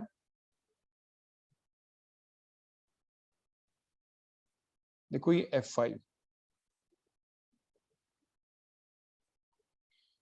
और ये बेटा लॉन पेयर हो गया यहाँ पे। सो that is the square pyramid. देखो एक तो ये स्क्वायर जैसी स्ट्रक्चर हो गई, बन गया ना स्क्वायर, और एक बेटा ये पिरामिड बन गया। देखो यहाँ पे ये एक F देखो जो यहाँ पे था, स्क्वायर पिरामिडल शेप, तो ये भी दिख गई आपकी। ई ऑप्शन के अंदर भी हो गया। XCF4 की शेप होती है बेटा स्क्वायर प्लेनर। XCF4 1 2 3 4 और ये बेटा एक लॉन पेयर होता है, ये फ्लोरीन फ्लोरीन फ्लोरीन फ्लोरीन, और एक लॉन पेयर बेटा यहाँ पे हो गया ना। तो टोटल 8 इलेक्ट्रॉन्स है, 1 2 3 4 टू 6 और टू 8, यानी स्क्वायर प्लेनर हो गया। तो स्क्वायर प्लेनर हो गया, तो आपके जो ऑप्शन है ट्राइगोनल बाई पिरामिडल तो कहीं पे मिली ही नहीं बेटा। तो ट्राइगोनल बाई पिरामिड हमें कहीं पर भी दिखाई नहीं दी, वो किसी की भी स्ट्रक्चर नहीं है। So B is the right option. यही था हमारा क्वेश्चन कि which of the following shape does not describe any of the molecule mentioned above. So that is the B option. Next question देखिए बेटा, एक bubble of the gas release at the bottom. देखो ये कोई sea है बेटा, lake है, ये bubble of the gas release, देखो यहाँ पे कोई गैस बबल है मान लीजिए, देखो that is the gas bubble, that is the gas bubble. Clear हो गया। तो ये जो गैस बबल है ये आ गया देखो ऐसे सरफेस के ऊपर बेटा, ऐसे पहुंचते हुए, जैसे ये सरफेस के ऊपर पहुंचा, इसका जो वॉल्यूम है वो 8 टाइम इंक्रीज हो गया बेटा, 8 टाइम इंक्रीज हो गया इसका, ये बबल है। जब ये सरफेस के ऊपर पहुंचा, देखो यहाँ पे, तो यहाँ पे दिखा देते हैं बेटा ऐसे सरफेस के ऊपर, ये तो हमने बाहर गलती से शो कर दिया। बबल जब सरफेस के ऊपर पहुंचा, देयर वॉल्यूम बिकम्स, बोलो कितना, 8 times when it reaches at the surface, जब वो सरफेस के ऊपर आता है। Assume that the atmospheric pressure is equivalent to the pressure exerted by the column और the water that is a 10 metre height, the depth of the lake will be. उसकी depth कितनी होगी बेटा, बताओ शाबाश, जल्दी से सोचें बताएं बेटा। आपने फार्मूला ये पढ़ा है प्रेशर का कि P is equal to HdZ, means pressure is directly proportional to the height. और ये आपने पढ़ा ही है, यहाँ पे क्या पढ़ा है आपने कि जो वॉल्यूम था बबल का eight the bottom of the lake, और जो सरफेस के ऊपर जब आया तो वॉल्यूम उसका 8 टाइम्स हो गया, और नीचे उसका वॉल्यूम 8 टाइम कम है, मींस नीचे प्रेशर क्या है बेटा, वहां पे ज्यादा है। प्रेशर क्या है, ज्यादा। कितने टाइम्स ज्यादा है बेटा, वहां पे 8 टाइम्स ज्यादा होगा। तो प्रेशर 8 टाइम ज्यादा होगा एट द बॉटम। तो 10 मीटर की, देखो हमने क्या है, assuming that the atmospheric pressure is equivalent to the pressure exerted at the column of water 10 metre height. 10 metre की हाइट का अगर कोई कॉलम है तो atmospheric pressure is equivalent to the pressure exerted by the water 10 metre height. तो what it means, तो 10 metre height का अगर हम इसको कर दें तो 10 8 जा है, तो 8 टाइम्स है ना बेटा उसका प्रेशर वहां पे, तो 10 8 जा बेटा क्या आ जाएगा। इसलिए जो pressure due to the depth of the lake वो कितना होगा, that is the 8 multiplied by 10, ये तो बेटा 80 हो गया। इसमें से माइनस कर देंगे किसको, 10 को, तो बेटा आपका आंसर कितना आ जाएगा, that is the 80 minus 10, that is equal to 70 meter, that is equal to the beta क्या 70 meter, so the E will be the right option, that is the 70 meter answer। Clear हो गया। so the depth of the lake बोलो कितनी होगी, that is will be the 70 meter।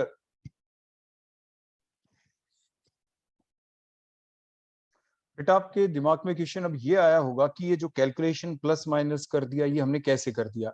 अब देखो आपको बताते हैं, बड़े ध्यान से देखना कि देखो ये तो है बेटा यहाँ पे सरफेस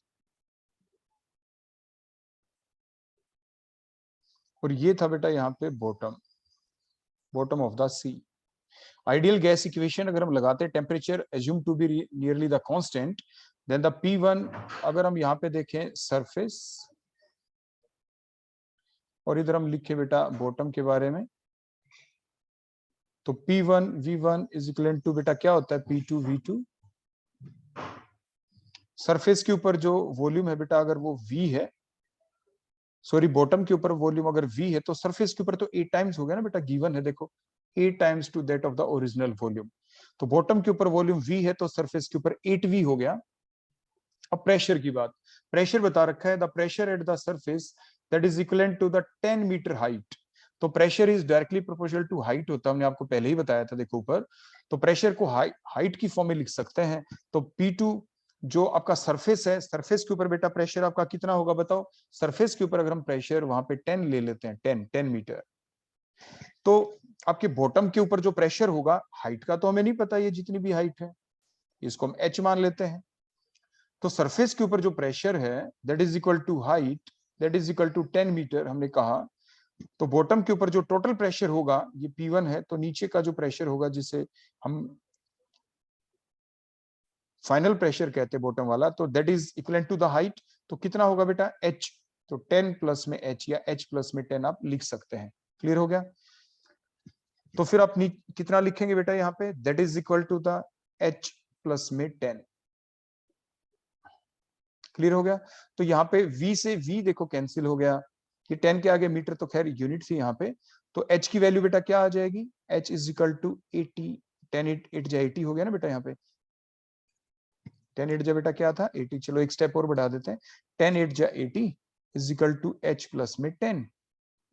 तो H इज इक्वल टू बेटा कितना आ गया 80 माइनस में 10, that is equal to 70 metre. यही हमें निकालनी थी, यही हमारा क्वेश्चन था कि what is the depth of the lake, that is of 70 metre. तो इस टाइप से बेटा बड़े आराम से आपने सबसे पहले बॉयल्स लॉ अप्लाई किया यहाँ पे, by applying the Boyle's law keeping the temperature mean constant, the pressure is inversely proportional to the volume. तो P1 V1 is equal to P2 V2, तो सरफेस पे अप्लाई किया बॉटम के ऊपर, तो फिर वो सारी वैल्यूज आपने पुट कर दी। तो that is very simple case. और एक चीज और ध्यान रखी कि pressure is directly proportional to the क्या होता है बेटा हाइट। तो ये दो बेसिक कॉन्सेप्ट को आपने अप्लाई किया और आपका आंसर इस क्वेश्चन का आ गया। नेक्स्ट चलते बेटा नेक्स्ट क्वेश्चन के ऊपर। Three different gases X, Y, and Z of molar mass 2 1664 were enclosed in a vessel at constant temperature till the equilibrium is reached. Which of the following statement is correct? बेटा जल्दी से सारी statement पढ़ें और इसका जवाब दें।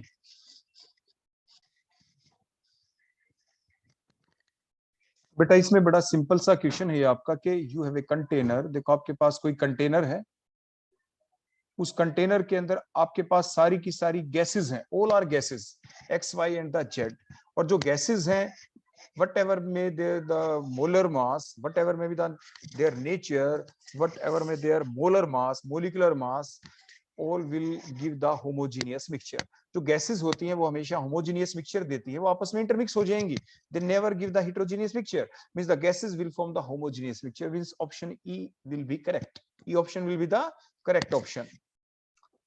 Next question number 35, which of the following statement is correct, कौन सी स्टेटमेंट आपकी करेक्ट है बेटा, जल्दी से पढ़ें और बताएं। तो आप देखें बेटा, जो surface tension of the liquid decreases with the increase of temperature, तो जैसे आप टेम्परेचर इंक्रीज करेंगे तो सरफेस टेंशन हमेशा क्या होगी बेटा, डिक्रीज। क्यों होगी, क्योंकि आप जानते हैं ना the tendency of the liquid surface to behave like a stretch membrane is called as a surface tension। क्योंकि जो लिक्विड का देखो ये जो सरफेस होता है, देखो इस टाइप से जो एक कनकेव सरफेस आपने देखा होगा, तो जैसे और आपके जो नीचे वाले पार्टिकल्स हैं इनके साथ ये अट्रैक्शन ज्यादा रहती है इसकी, तो ये स्ट्रेच रहता है और सरफेस आपका behave like a concave surface, देखो इस टाइप से। तो जैसे हम टेम्परेचर इंक्रीज करेंगे दैट अट्रैक्शन डिक्रीजेस, देखो ये अट्रैक्शन ब्रेक होनी शुरू हो जाएगी और जो सरफेस है ये दोबारा से लिक्विड का देखो बिल्कुल ऐसे प्लेन होना शुरू हो जाएगा, means the surface tension decreases. तो the surface tension of the liquid decreases with the increase of temperature, that is the correct option. पहली ऑप्शन बिल्कुल करेक्ट है। अब सेकंड ऑप्शन के ऊपर चलते हैं। The vapour pressure of the liquid decreases. मान लीजिए आपके पास बेटा एक कंटेनर है और ये कंटेनर के अंदर आपके पास देखो ये कोई लिक्विड था, यहाँ पे आपने इसको नीचे से बेटा हीट अप कर दिया। पहले कुछ वेपर्स बन रहे थे, देखो मान लीजिए आपके ये क्लोज कंटेनर है, देखो मान लीजिए हमने ऊपर से क्लोज कर दिया, ये लिक्विड फेज है, यहाँ पे ये वेपर फेज है। पहले कम वेपर थे, जैसे आपने हीट किया more vapours will be formed, more vapour, so the pressure exerted on the surface of the liquid is called as the vapour pressure. उसे क्या कहते हैं? Vapour pressure. So that is the vapour pressure. So that vapour pressure increases if we increase the temperature. अगर आपने temperature बढ़ाया तो vapour pressure बेटा क्या हो गया? इंक्रीज। लेकिन ऑप्शन बी में क्या लिख रखा है? The vapour pressure decrease with the increase of the temperature, so that is the wrong option. Next देखें, viscosity of the liquid decreases with the decrease of the temperature. Temperature जैसे आप decrease करते हैं तो विस्कोसिटी तो बेटा गाढ़ापन हमेशा increase ही होता है, टेम्परेचर कम करेंगे तो। जैसे घी है आपके घर में, वो विस्कस होता है, जैसे आप उसको हीट करेंगे, टेम्परेचर बढ़ाएंगे तो विस्कोसिटी क्या हो जाती है आपकी? डिक्रीज हो जाती है। तो मींस रेसिप्रोकल होती है दोनों चीजें एक दूसरे के। तो ऐसे ही टेम्परेचर आप डिक्रीज करेंगे तो विस्कोसिटी क्या हो जाएगी? इंक्रीज। लेकिन यहाँ पे लिख रखा है decrease, so that is the wrong option. Next देखें, द बॉइलिंग पॉइंट। देखो बॉइलिंग पॉइंट तो आपने पढ़ा है, हमेशा ही देखा है कि it is very difficult to cook the food at the high mountains. आपने पढ़ा है क्योंकि वहां पे वेपर प्रेशर कम होता है। तो वेपर प्रेशर कम होने की वजह से जो आपका लिक्विड होता है it boils at the low temperature. तो because of that reason the cook can not be the food can not be cooked easily. आपका जो फूड है वो इजिली नहीं पक पाता, क्योंकि जो टेम्परेचर उसको चाहिए पकने के लिए उससे पहले ही जो वाटर है वो बॉयल हो जाता है। क्योंकि किसी भी जो नेचुरल आपका जो सॉल्वेंट है जो आप यूज करते हैं, universal solvent that is a water, वो वाटर है, वाटर के अंदर ही तो आप फूड को पकाते हैं, सब्जी के अंदर वाटर ही तो आप डालते हैं। तो मीन्स वो आपका पहले ही बॉयल हो जाएगा बिलो द 100 डिग्री सेल्सियस। तो खाना 100 डिग्री सेल्सियस पे पकता है और वाटर 100 डिग्री सेल्सियस से पहले ही बॉयल हो गया, तो जो फूड है वो इजिली अच्छे से नहीं कुक हो पाता। और ये कह सकते हैं आपकी जो कुक होने में ज्यादा समय लगता है माउंटेन्स के ऊपर। तो मीन्स बॉइलिंग पॉइंट को तो इफेक्ट करता ही है जो आपका एल्टीट्यूड होता है। और यहाँ पे लिखा है इंडिपेंडेंट होता है, ऐसा नहीं होता, वो डिपेंडेंट होता है। So that option is also wrong. In gravity free environment, देखो जो आपकी ड्रॉपलेट होती है why they are spherical? Due to the property of the surface tension. तो सरफेस टेंशन की प्रॉपर्टी से ड्रॉप्स स्फेरिकल होती है। तो चाहे ग्रेविटी फ्री इन्वायरमेंट हो, जो स्फेरिकल रहेंगी आपकी drops, so E option will be the wrong. तो आपकी जो करेक्ट स्टेटमेंट है that is the only A statement. A statement आपकी बेटा क्या थी? करेक्ट। तो 35 का आंसर है बेटा ए। नेक्स्ट क्वेश्चन हम ले लेते हैं, question number 36। The bond enthalpy is highest for, सबसे ज्यादा बॉन्ड एंथैल्पी किसकी है? किस बॉन्ड को तोड़ने के लिए सबसे ज्यादा हीट देनी पड़ेगी? बताओ बेटा शहबाज, जल्दी से देखें। एक क्वेश्चन बेटा अभी भी आया था, पहले हमने आपको बताया था कि जो ग्रुप नंबर 1 है उसके अंदर भी जो पीरियड नंबर 1 है, फर्स्ट पीरियड के अंदर आपने देखा था वहां पे एच है आपका। उसके बाद आप अगर आप सेकंड पीरियड को देखते हैं, ये आपका फर्स्ट पीरियड एलिमेंट है। उसके बाद अगर आप सेकंड पीरियड के अंदर देखेंगे फिर कौन आएगा? देखो यहाँ पे जाके ग्रुप नंबर अगर आप 17 में चलेंगे फिर यहाँ पे आएगा आपका F2। देखो उसके बाद Cl2। देखो ऐसा आपने पढ़ा Br2, साइज बड़ा है, बॉन्ड लेंथ बढ़ती चली जाएगी। I2, देखो इस टाइप से आपने पढ़ा है। और सबसे छोटा जो बॉन्ड होगा वो तो देखो HH का होगा, सबसे छोटा, FF से भी छोटा। तो सबसे ज्यादा जो बॉन्ड एंथैल्पी होगी that is for the H2। तो 36 का बेटा जो आपका करेक्ट आंसर होगा that is the E option, क्योंकि इसका साइज सबसे छोटा है, क्योंकि फर्स्ट पीरियड एलिमेंट है। उसके बाद सेकंड पीरियड एलिमेंटों का साइज तो बड़ा होगा ही।